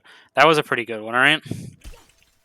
Specifically, that one is good on attack, but because they were on attack and the defenders were like in their spawn, basically, or like right there at that corner, it just like puts you in this like wide open area where you're like completely exposed with like a bad view. On defense here, as Ana, you're probably just going to end up playing like back in this area, like as defensively as you can. Like, you can just play stairs and stuff. So like half of your body is obscured by this pillar, half of your body is obscured by this. Because like you don't want to play too far up because then like your whole hitbox is exposed. But like the further back you can play, the more you can see. And now if obviously it's different if like your team's in this lane or whatever, because then you can just like boop, peeks. There's just not a ton of escape routes here, you know, because like you just kind of have to be aware, really. And like Circuit Royale is also weird because there's like this whole outside area that people forget about. But like the higher elo you go, like it becomes important to control these areas. Because eventually you can start playing up in here and like trying to prevent people from taking this area away from you because it's like a hell of a flank route. Like if a Reaper gets up here and drops on him with a Death Blossom, you probably just lose the game right then. But like for you as the Ana player, once the point gets to like somewhere around this area, you can start playing really safely in this area to like cover your team wherever they might be and like put shots on enemies.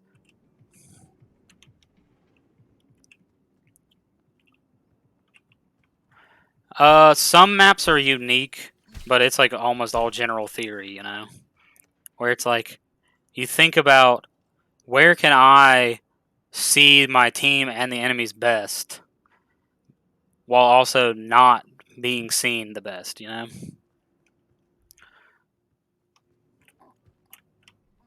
And that changes. It's like very dynamic. Like I'm giving you general like areas to play in, but they're like it only is like it only works in those theory situations that I'm telling you. Like a game, like the game of Overwatch is like very dynamic. Like things are going to be happening to you, and you just kind of have to figure out what you're doing with that information. You know.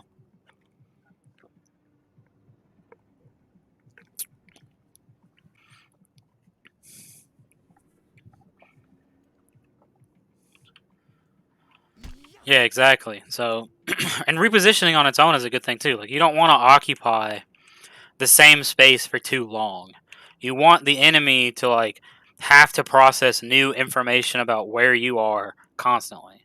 Because like if they don't have to think about where you are just because you're like playing in this spot for like a super long time, they're probably going to formulate a plan to come get you. But if you're like, you know, here for like 10, 15 seconds and then you like even rotate just a little bit to just like change it up, that's new information that the enemies have to process while they're probably preoccupied with like a ton of other stuff, you know?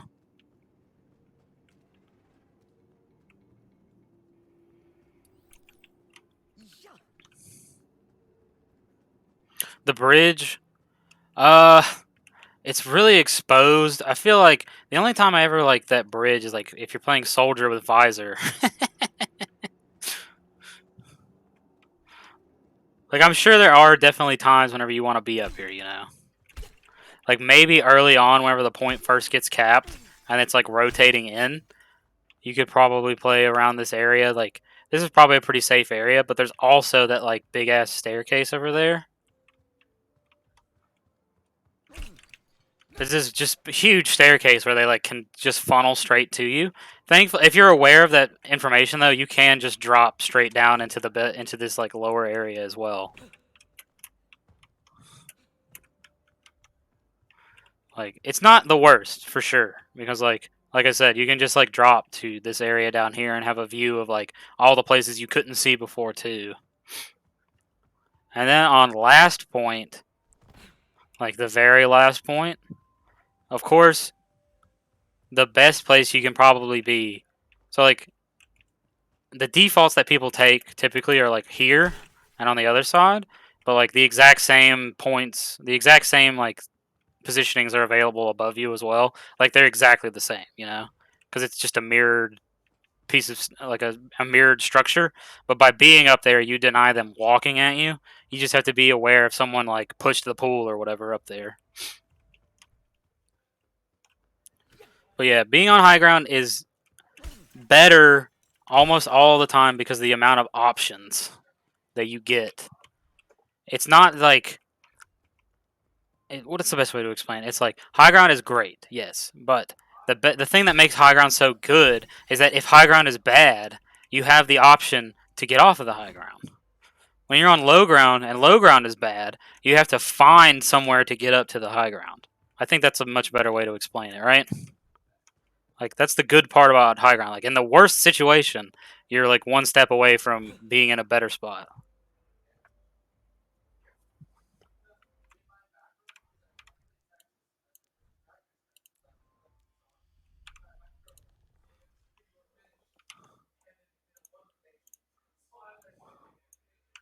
Let's see. I got one more VOD, unless some other people have submitted ones.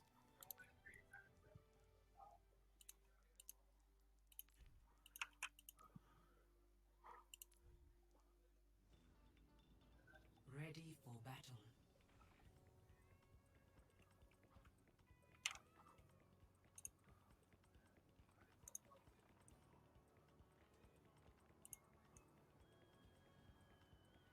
Let's see. So it's another Ana. On attack on Route 66. The last one we did was Kiriko, so I am curious about this one.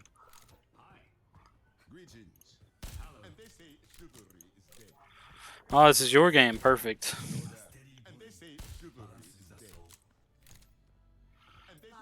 How long have you been playing for? One. Attackers incoming. Escort the payload. Why is your tracer just sitting there? Interesting.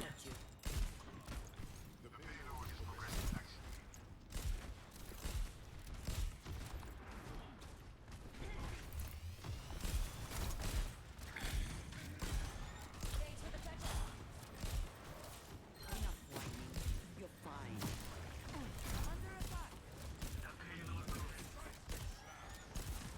Yeah. How long have you been playing Overwatch?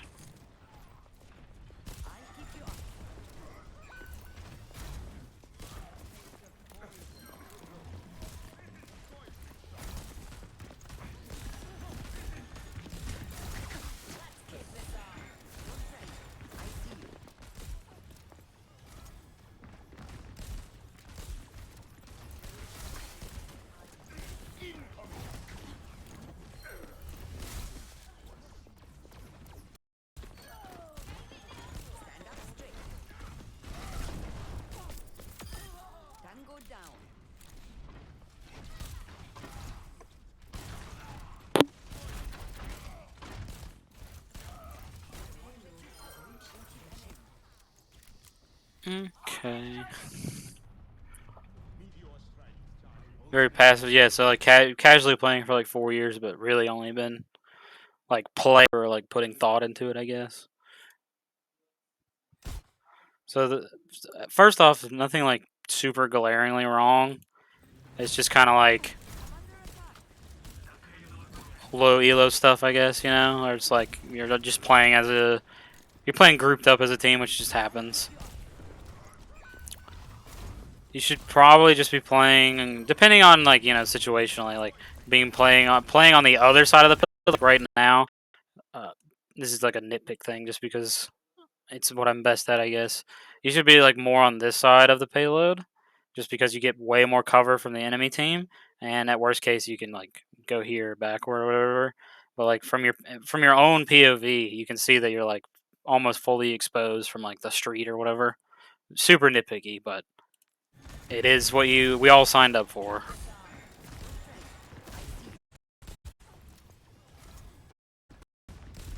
And then as Ana, if you're not forced to play like payload princess, you can just start occupying these spaces up here, just because there's like tons of cover, just like rotating tons of cover, tons of cover. It's basically as soon as they clear off of that gas station high ground, this is just like free. This is free real estate up here, just like tons of it. And you can only realistically get pushed from like one direction, which is basically the direction you're already going to be looking towards their spawn. Good kill. You got people on the payload. Everything looks good.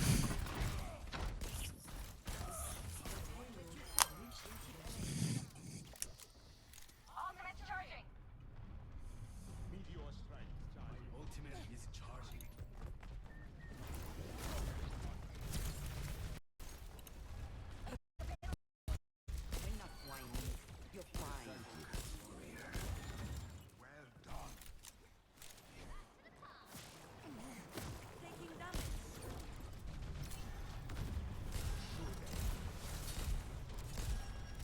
Stand up straight.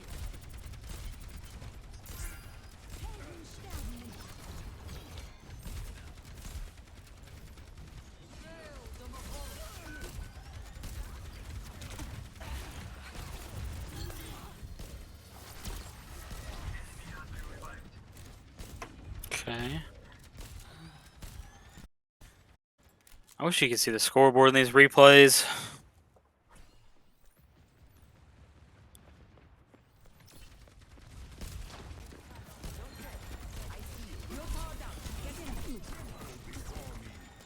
Kind of the same thing as like the last Nano, but like he was pretty primed to do stuff.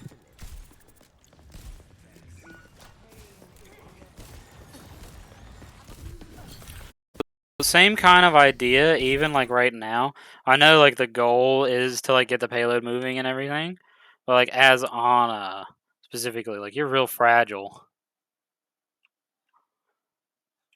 So just like finding spaces to occupy would be better. So like if you could, what you could have done earlier, as long as people are like pushing the payload or whatever, is like there's this whole tunnel over here.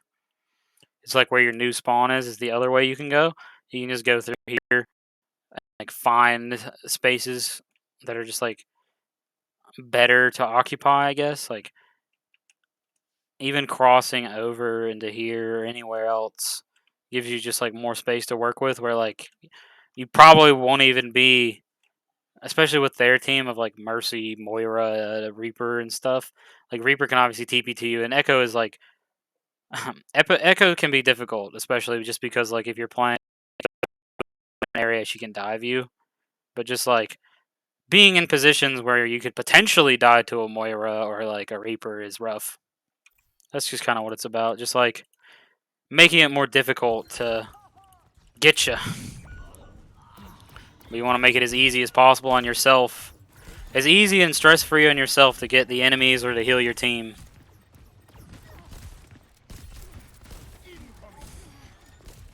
Because like you're playing distance right now, fine.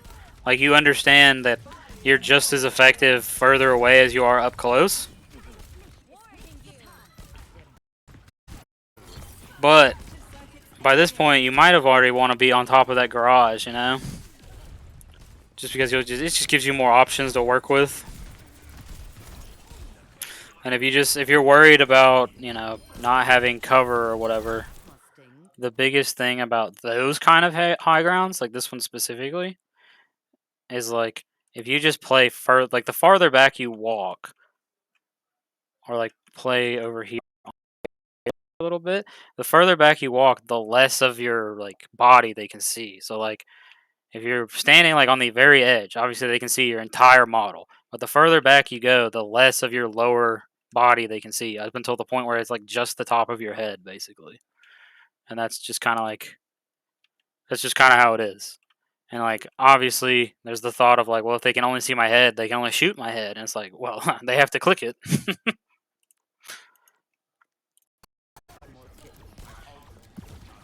Well, that's just nitpick stuff. Another one is like here on this, over here, you can just be like up on this, looking, as long as people are on the payload and stuff.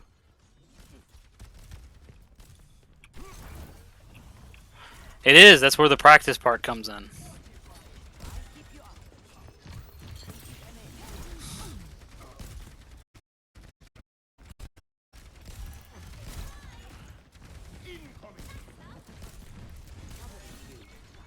It's harder to do because you do it from those positions less. But the more you do it from those positions, the easier it'll get. Because she can throw some nades, brother. She can throw them as far as you can aim them. And Sleep Dart is, yeah, it's a projectile and it's not like amazingly fast. It has no drop off whatsoever. It's just a straight shot.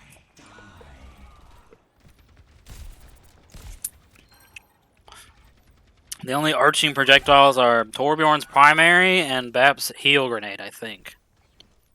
Because even Icicle, May's Icicle is, you know, a pinpoint projectile.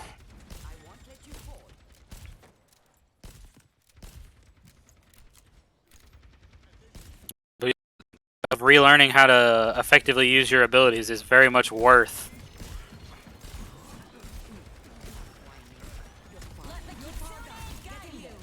That's a good ult.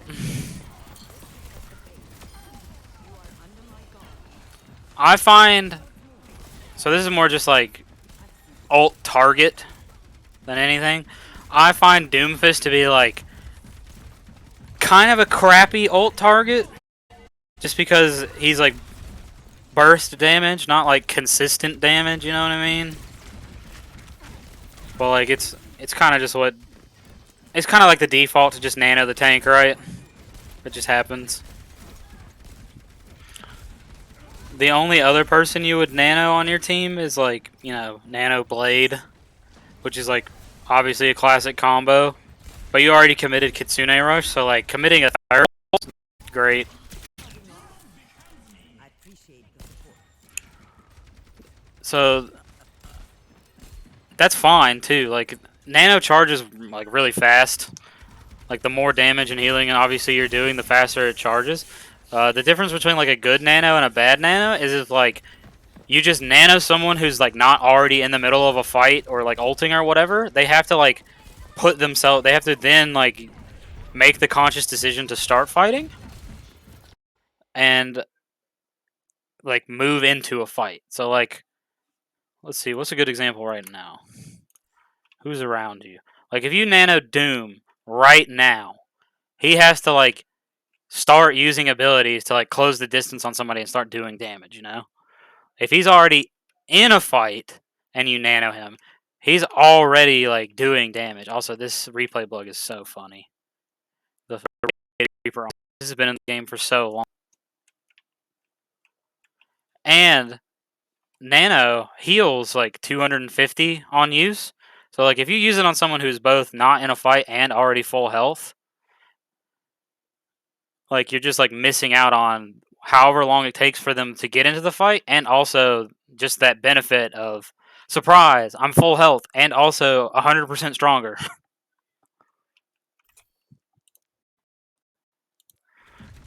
The reason I said it was probably good or fine is because it was also comboed with Kitsune, so like the chances of them not being ready to fight were very low, you know?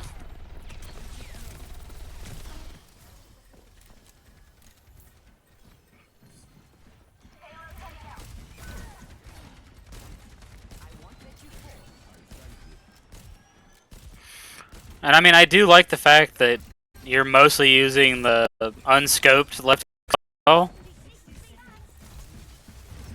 just because it lets you keep your like full move speed and everything.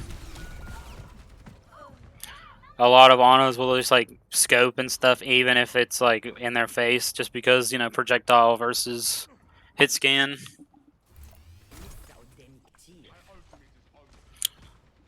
I did not hear your Genji use his blade, and that's unfortunate. But you almost have another nano already. So like beating yourself up over nano usage is like pretty low priority, just because of that fact. Like obviously it's very good. Like it's a very good ultimate. But like right here, would you say that was a good nano? Like in a vacuum, was that nano good? And then why or why not?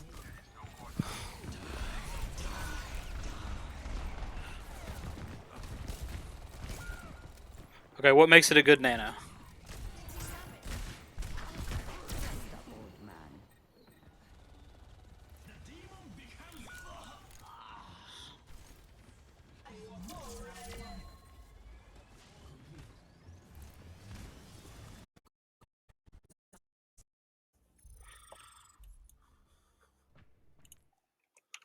Initiating match.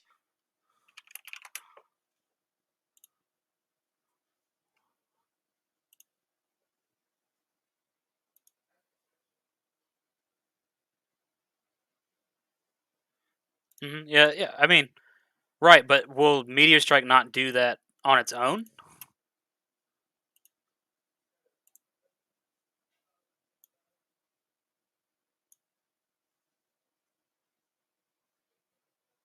And like he's not in a fight already, so like he got nanoed, looked around for a second, and then ulted, and then you have to move around in your ult to like choose where you're gonna like land at. And during that like whole time, Nano's is just burning away. Like it doesn't pause or whatever. So like by the time he lands, half of it is gone, or like more than half or whatever. And then if he didn't hit someone directly with like the center of his ult, that thing does boo boo damage. I would say that yes, it would probably be better to ult after he lands. Yes, if you're like for sure gonna nano the Doom, if you nano him after the ult lands, it would probably be a lot better. Or like even after he takes a little bit of damage.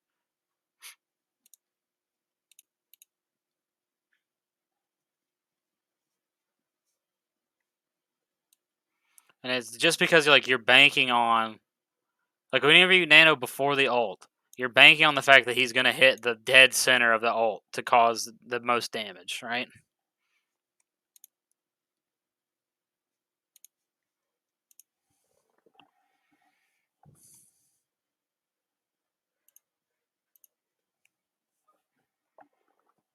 And like it's not a direct criticism of you or anything.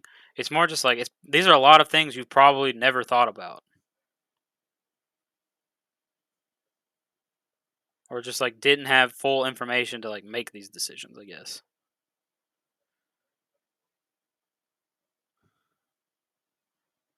And the reason I say it's better to use it on someone who's already in a fight is because they don't have to think about if they're going to utilize your nano or not.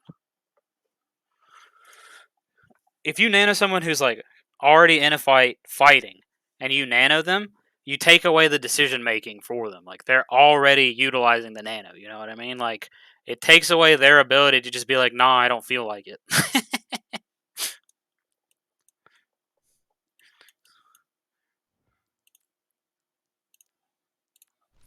Because they're already fighting and as such are already getting the bonus damage and damage reduction.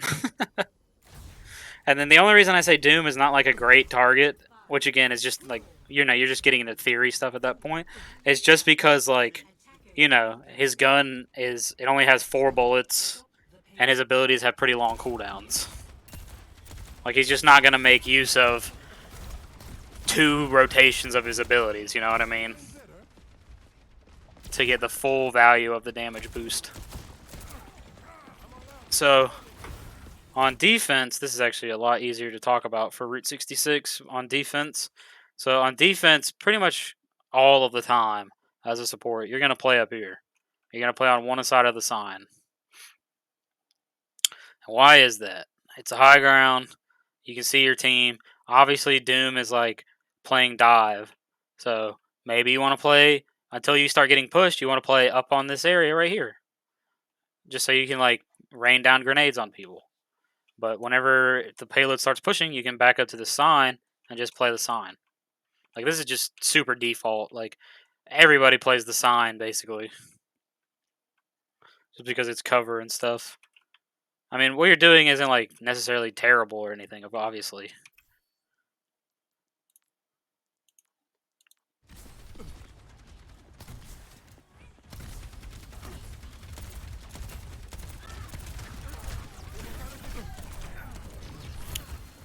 Nitpicky thing about BAP is specifically just his ability usage. You want to use Regen Burst, which is your shift, before using Lamp if you can help it. Just because, like, one is a 15-second cooldown, the other is a 25-second cooldown, or 23 now that they changed it in the patch notes. And also, just because Lamp, the Immortality Field, can also save you from things that otherwise kill you. Like, instant kills, you know? Like an Orissa's ult, if you use it towards the end, right before she's about to like pop it, it will save your whole team from dying.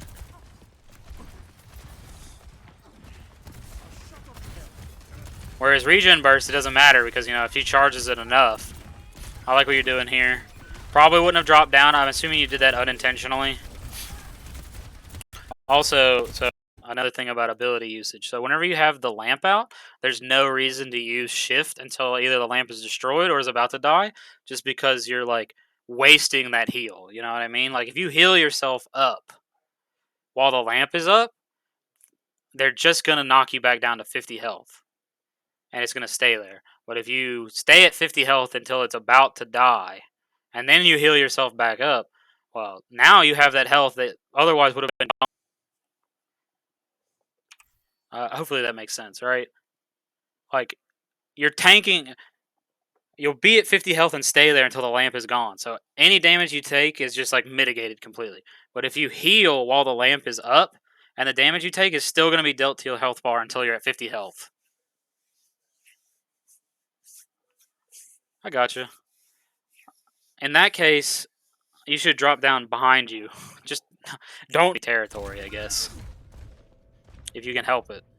I mean, there are obviously exceptions to like every rule, but like specifically that one, like, scary.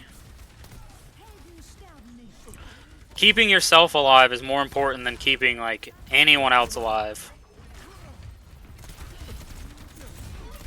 I like the I like the window. I'll often do stuff like that where I just know that I have to be aggressive. Unfortunately, I have a Mercy. I've talked about this a little bit. Whenever you're playing against a Mercy, Mercy is like the main character of the game or whatever. You want to try and kill her either or at the same time as whoever is like, you know, the most important person. Like, you kill Orisa, she gets rezzed immediately. That sucks. It's a big thing. The Orisa like popped her ult immediately. Regen burst there. It would have kept you and your tank alive for a while longer, but depending on how long this gets defended for, I don't know if it would have mattered enough to like keep the point from being capped, you know? It's just one of those like panic situations. Like, I get it. You have to put in a ton of hours to be like really comfortable on a character. A lot of things, it's literally just like time. And sometimes you don't have the luxury of playing like a ton of hours. Like, just even this season, I put 55 hours on Baptiste. And that's just one character and one account. It's like, big thing. I'm not sure if the last time I've seen you use your boots. No reason to just like, I mean, there's no reason not to be right here. Yeah, unfortunately that is like, right there you just saw the limit of the lamp. Reaper's ult, for whatever reason, targets the lamp and will kill it too. It's like the worst part. But yeah, using your exo boots to get up on high grounds, because like just changing your elevation constantly can confuse the enemy. It like makes you harder to hit and stuff. I mean, against non-snipers, I'm leapfrogging around all the time. Assuming I don't think that they're gonna like get me got. I mean, I'm making myself as hard to hit as possible. Like you use it right there. This is great. This is where you should have been before in the last fight. And then right here, you see the Orisa pushing you. You should be like charging up a boot in order to get away from her, you know? Taking the man fight on the Reaper's pretty scary.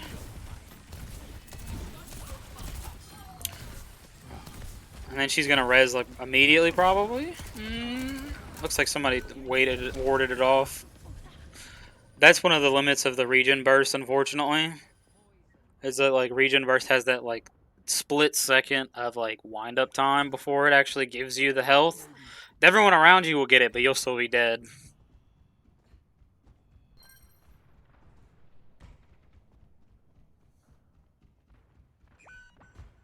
Deine Pflicht ist nicht getan.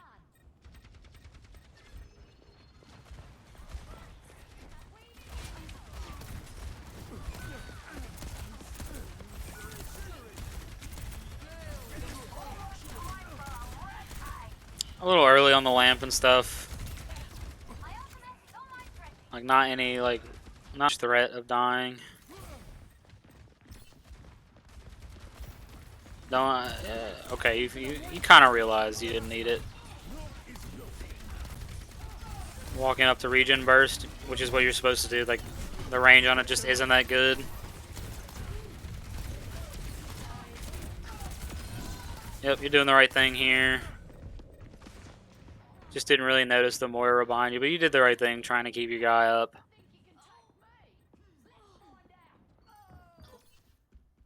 Not every day. Can't rampage yet. What?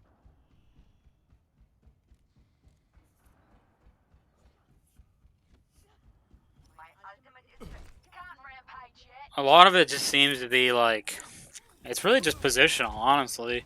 I mean, for the Baptiste, like, I mean, yeah, there's some mechanical stuff for sure.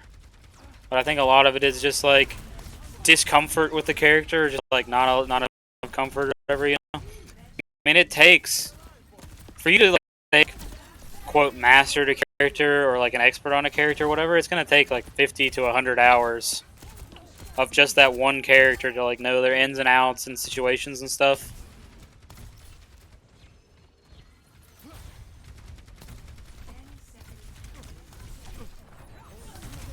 But yeah, big thing, like, no reason to just be down here. Like, there's a whole high ground to your top left where it can be, like, much harder for you to get hit and stuff. But it looks like it looks like you win anyway, so. It's just to say that you could make the game ways on yourself, just like, being in places that are hard to hit but easy to shoot from, you know? Now you see me, now you don't. Yeah. That's what I was saying. I was like, I could tell that you're like not comfortable at all.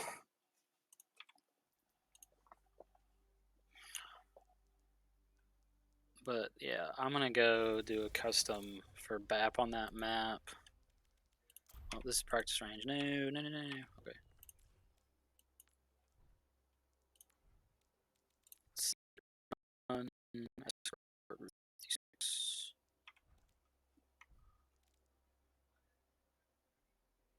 Oh yeah, they took it away from you. I mean, some people. I mean, Ana's just like really popular too. Another day. So maybe they just wanted to play her. The thing I was talking about with BAP is like, you can just be up here. Because there's like no cover down there either. If you're just going to play in this area, you can just be down here. But like the biggest things that you can do is just like up, down, up, down, up, down. Just like constantly changing your elevations and stuff. For Ana though, you would want to be, you know, in the spots where it's like easiest to have cover and stuff. For a character like Bap, it's like you could change your elevations whenever you feel like it.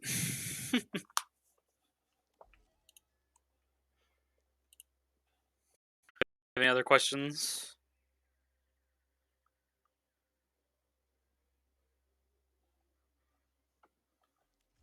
If you jump too much, you're easier to hit. That is true to a certain extent, yes.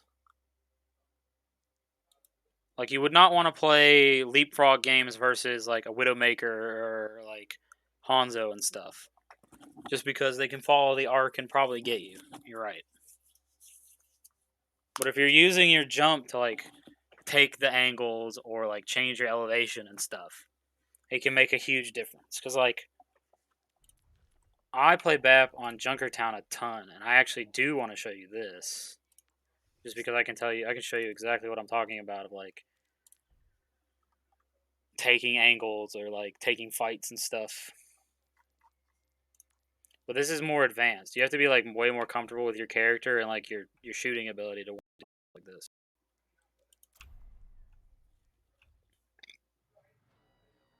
Welcome to Junkertown. Try to keep it basic Another day, another bounty. until people are like, more comfortable with like my positioning is like pretty decent, but I'm like struggling to win games because my team is bad or whatever. The enemy team is good. This is more like that lesson. So like specifically as BAP on defense or attack on this map, people love hiding behind these like sheet metal and stuff. Well, you can take fights to them, like straight to their face. I'm not recommending that you just like int it and throw it down. But there are definitely situations where, as the Baptiste player, if I know there's an Ash behind this piece of steel or whatever, I'm taking that fight. I'm coming for her. Because I know that I can get in here and force a reaction. Either she's gonna die, she's gonna use her abilities to get away, or her team is gonna notice me and I'm gonna jump down. And then boom. I'm in a different place entirely because the cart pushes pretty quick. Like the chances of it not being up to here already by me taking this fight, or it just not being here when I started it, are very slim. Just stuff like that. But I am like extremely aggressive when it comes to like doing stuff like that.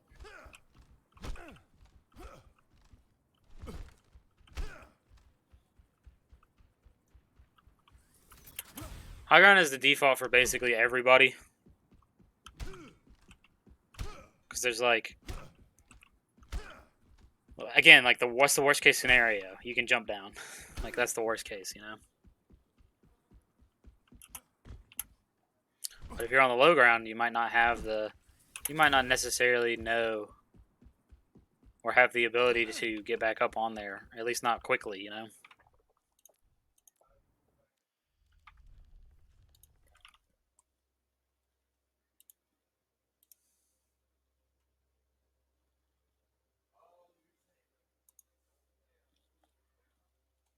And to anyone else in chat, do we have any more VODs that we want to be reviewed? Because otherwise, I'm basically out. And I might go play some more. I might play some games.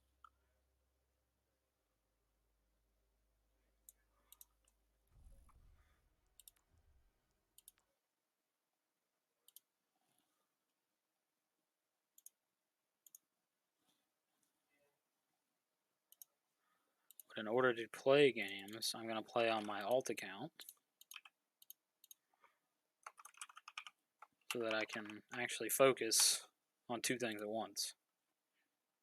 And talk about what I'm doing.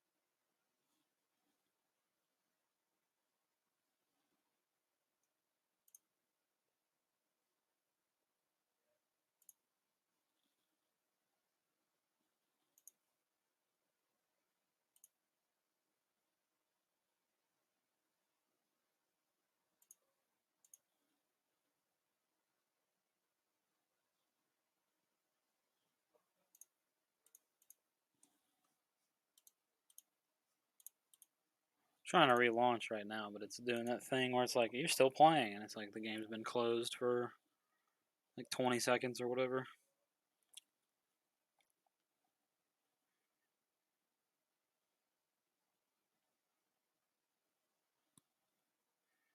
Any other replay codes from anyone else? Guess I should check my Reddit inbox.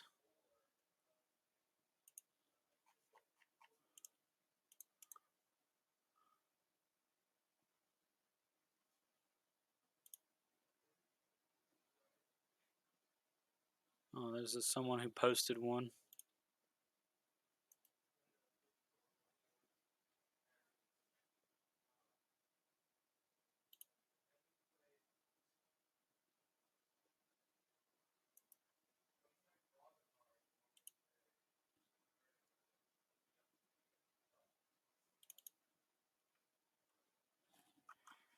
Here we go.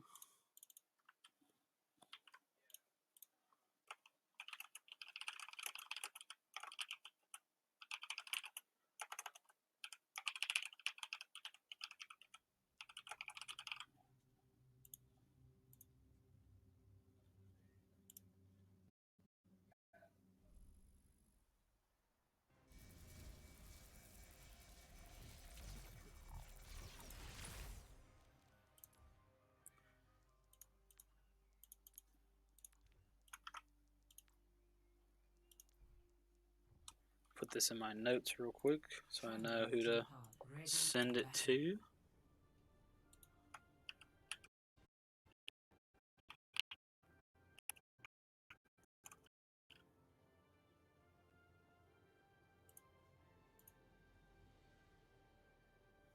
Perfect. Yes.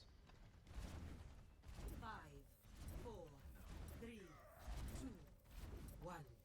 Round 1. Capture the objective. Mate checking in. Hello. Today.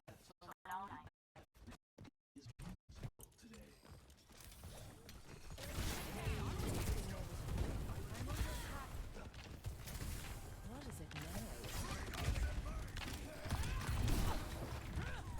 I guess so. First thing off the bat, I already noticed is just like, just back this up. So let's talk about it right in here. So I'm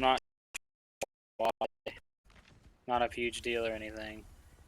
But before you faded, you could have definitely spritzed the Sombra or like any other members of your team. And it may have kept her alive. I'm not sure. I'm not sure how much charge or if she was being damage boosted or not. It did give them a credit, so I'm assuming that they were. Because it's just more like free, go do damage and stuff, right? Like that's the biggest thing. Turn my sound down in this just a bit more. Like doing damage is great. Like damage kills the enemy or whatever. We also just like gotta make sure you don't neglect like the other members of your team, because whether or not you believe like your team is bad or anything like that, it's a lot easier to win when 5 people are alive than if only 3 people are alive.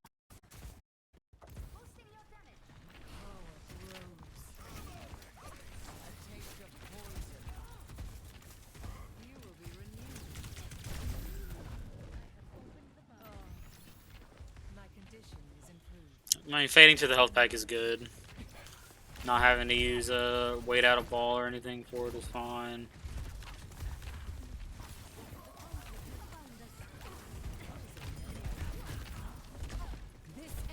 I don't know that you could have kept your... I doubt you could have kept the Reinhardt alive. But we just weren't in a position where we could actually help. So that was a good shatter on his part and everything.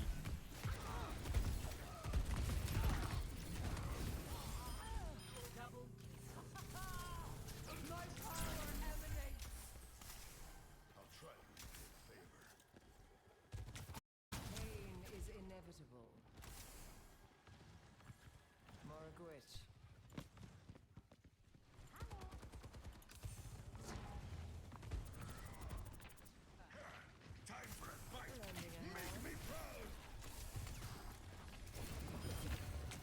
What's up?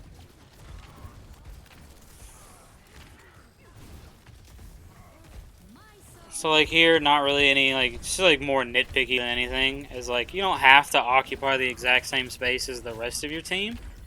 You can like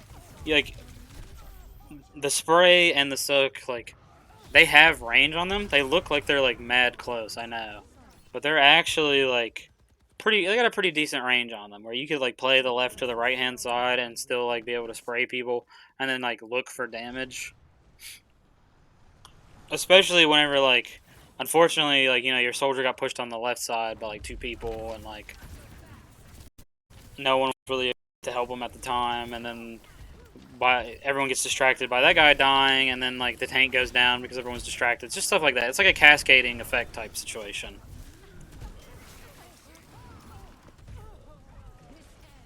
And there, that's unfortunate. Moira is like just so painfully bad against like turrets because it takes her so long to kill turrets, and so long to kill the turrets that do a flat amount of damage all the time. It is like so awful.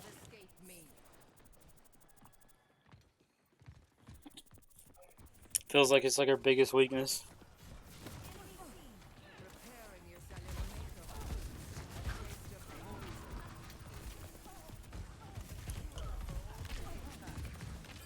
So like I kind of like what you're doing. I mean, aggressing into the all five people is like, you know, not the best use of your time and everything, but I like the fact that you're alternating, you know. You're using you're using your heal resource and then going to do damage. Using some heal resource and going to do damage. I think it's more just about using more of it, honestly. Like having the split decision making to like know when someone needs to be pocketed over like a spritz and then go back to doing damage and stuff. Like you have a ton of resources. Like you don't have to. You obviously don't have to use all of it, but you don't have to be 100% resource all the time. You know. And then whenever you like look for damage, you should like look for it on people that you can actually kill, and then hopefully you can like find a situation where like a shadow ball and then like your right click or like going in on somebody will like result in a pick where you can get back to your team and start the whole cycle over again.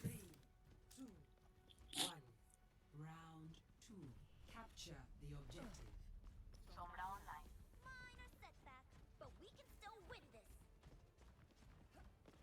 And Moira positioning is obviously very different than like Ana positioning because you only have one ability that doesn't have effective range, but like the bounces on it and stuff can be kind of chaotic to control. But it's kind of like the same general idea on like Moira as well, where you want to play like as safely as possible while still being able to play as effectively as possible.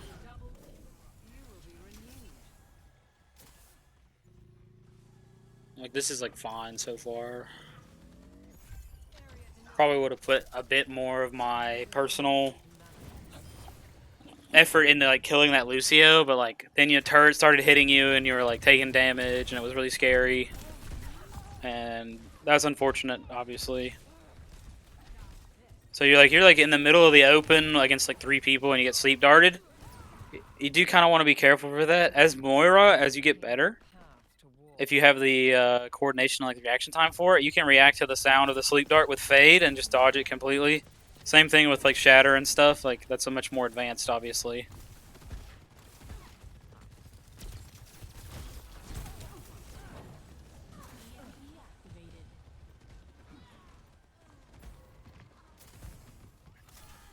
That one was kind of unfortunate. I'm assuming the Sombra didn't communicate the EMP to your team at all.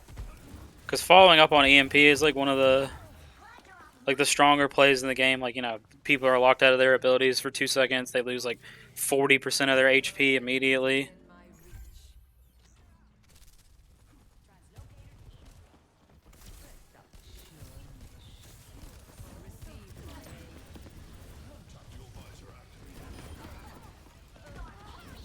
Like, this is good. Like, can't do anything. You can't really do anything about that.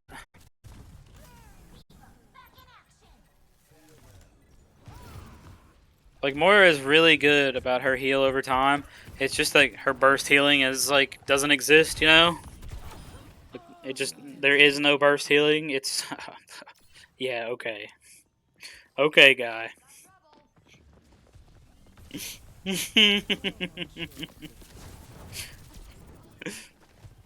I'm not sure what their tank was doing to begin with. Like, why were they on the point? They should have just, died, but they chose it.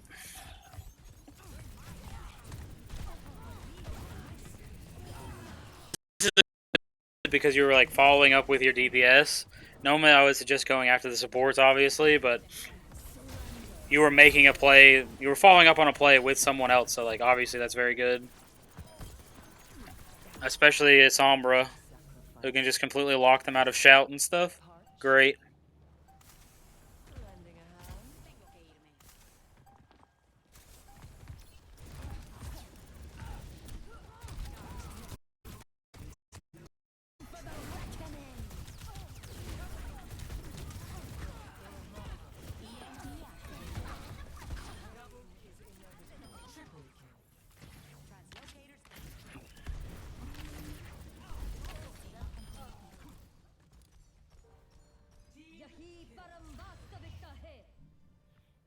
Overall, pretty good round.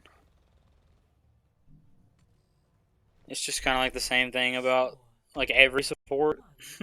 Just finding those opportunities to weave damage, but Moira specifically is like, your damage gives you the resource that you should be using in between doing damage, you know? And then pocket people who need pocketing or whatever, and then go back to doing damage, and then hopefully looking for those, like, not even necessarily dive picks, but just, like, the ability, you, like, look for those opportunities to, like, finish somebody. Because, like, even in Diamond and Masters, I've played against some Moiras that were, like, I might have taken, like, 40 damage or something. I've taken 40 damage and used, like, one cooldown. And they will find me. And they will kill me. And they will do it because I'm, like, isolated, or just those situations, like, culminated into me getting got. Because I'm by no means a Moira main or anything, but against some. And they are real good at finding value.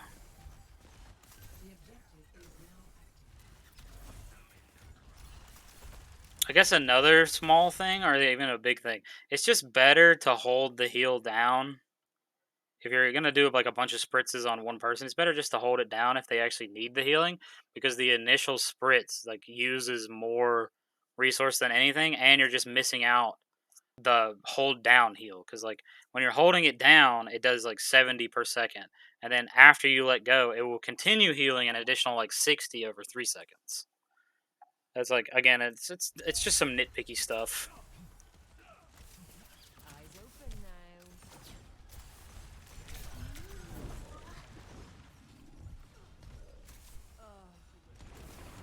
You're kind of at the mercy of your diva to like make space, like a hero player or anything. It just happens like that. You do want to be careful about being like up your like teammate's ass, because of situations like that where like piercing damage or like AoE and stuff will get you.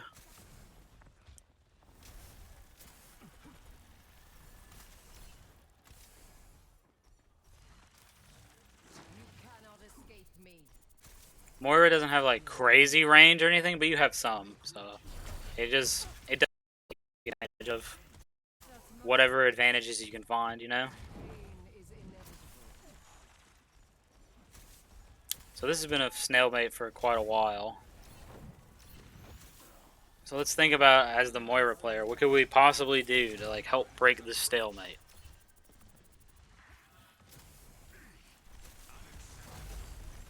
Especially against the Hanzo. Because in some situations, I suggest you go hunting for somebody. Looks like they're forcing some action here. Which is good. You're in the back line. Yeah, there's turrets like everywhere. That sucks. Yeah. It looks like your team's not gonna toss. Oof. That is unfortunate.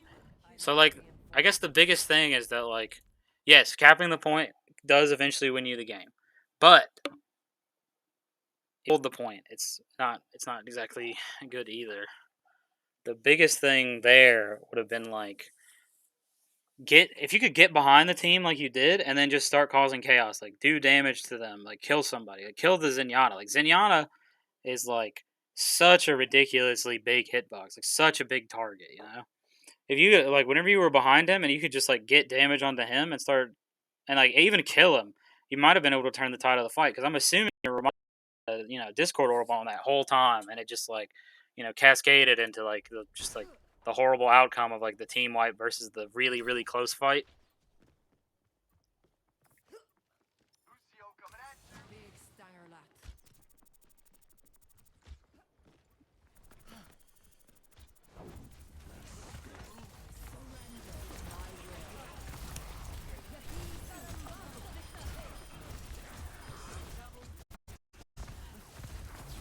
Killing the turret there is fine. I don't know if I necessarily would have used my like the middle of my ult on it or anything like that, but that's just nitpick stuff. Yeah.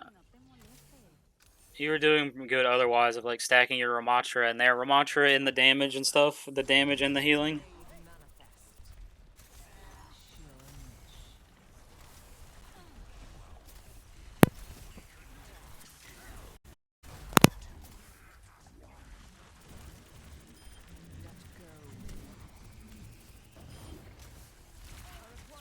Yeah, it just feels terrible because Moira is just like, all right, so window. Yep, you're doing exactly more or less what you should do.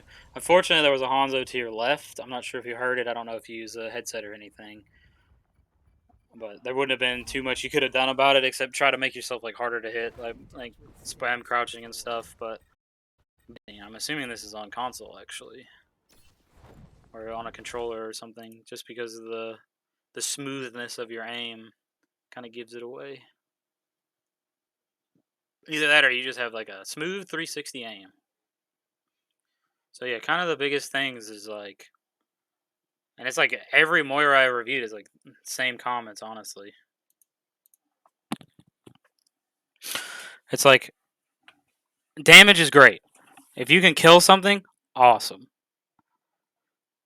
But you gotta also weave in like the healing on your team, you know? Like if someone's in like a bunch of danger, holding down the heal on them until they're out of the danger is good.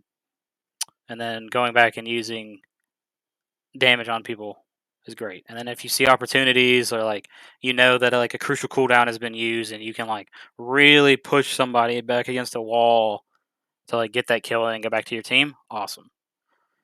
But like because like the funny joke about like the TikTok Moira or whatever, DPS Moira, like that's reality. Like Moiras are gonna do a ton of damage just like naturally. It like just comes with the kit. And then like the other problem is like whenever you as Moira have like 15k healing and 15k damage, and then you somehow lose the game, and it's just like, well, it's because like the ball that tickled 5 people, and then like 3 of them ended up dying. They didn't really need a ton of your help, but if you're like getting kills or keeping people alive that otherwise wouldn't happen at all, like that's like where the impact comes from, So like as the Moira player, you want to like use your resources to keep your allies up without like running out, and then doing damage, putting pressure on like crucial targets, not necessarily tanks, unless it's like just like you did with the Sombra, where you were following up with Sombra to make sure that like Queen died, which was great. Like she was isolated and it was a 2v1. But otherwise, you don't really want to waste your damage on targets that you're like can't really threaten. You just want to like threaten other supports, just anything like that, and then like at the same time keeping up your team and stuff.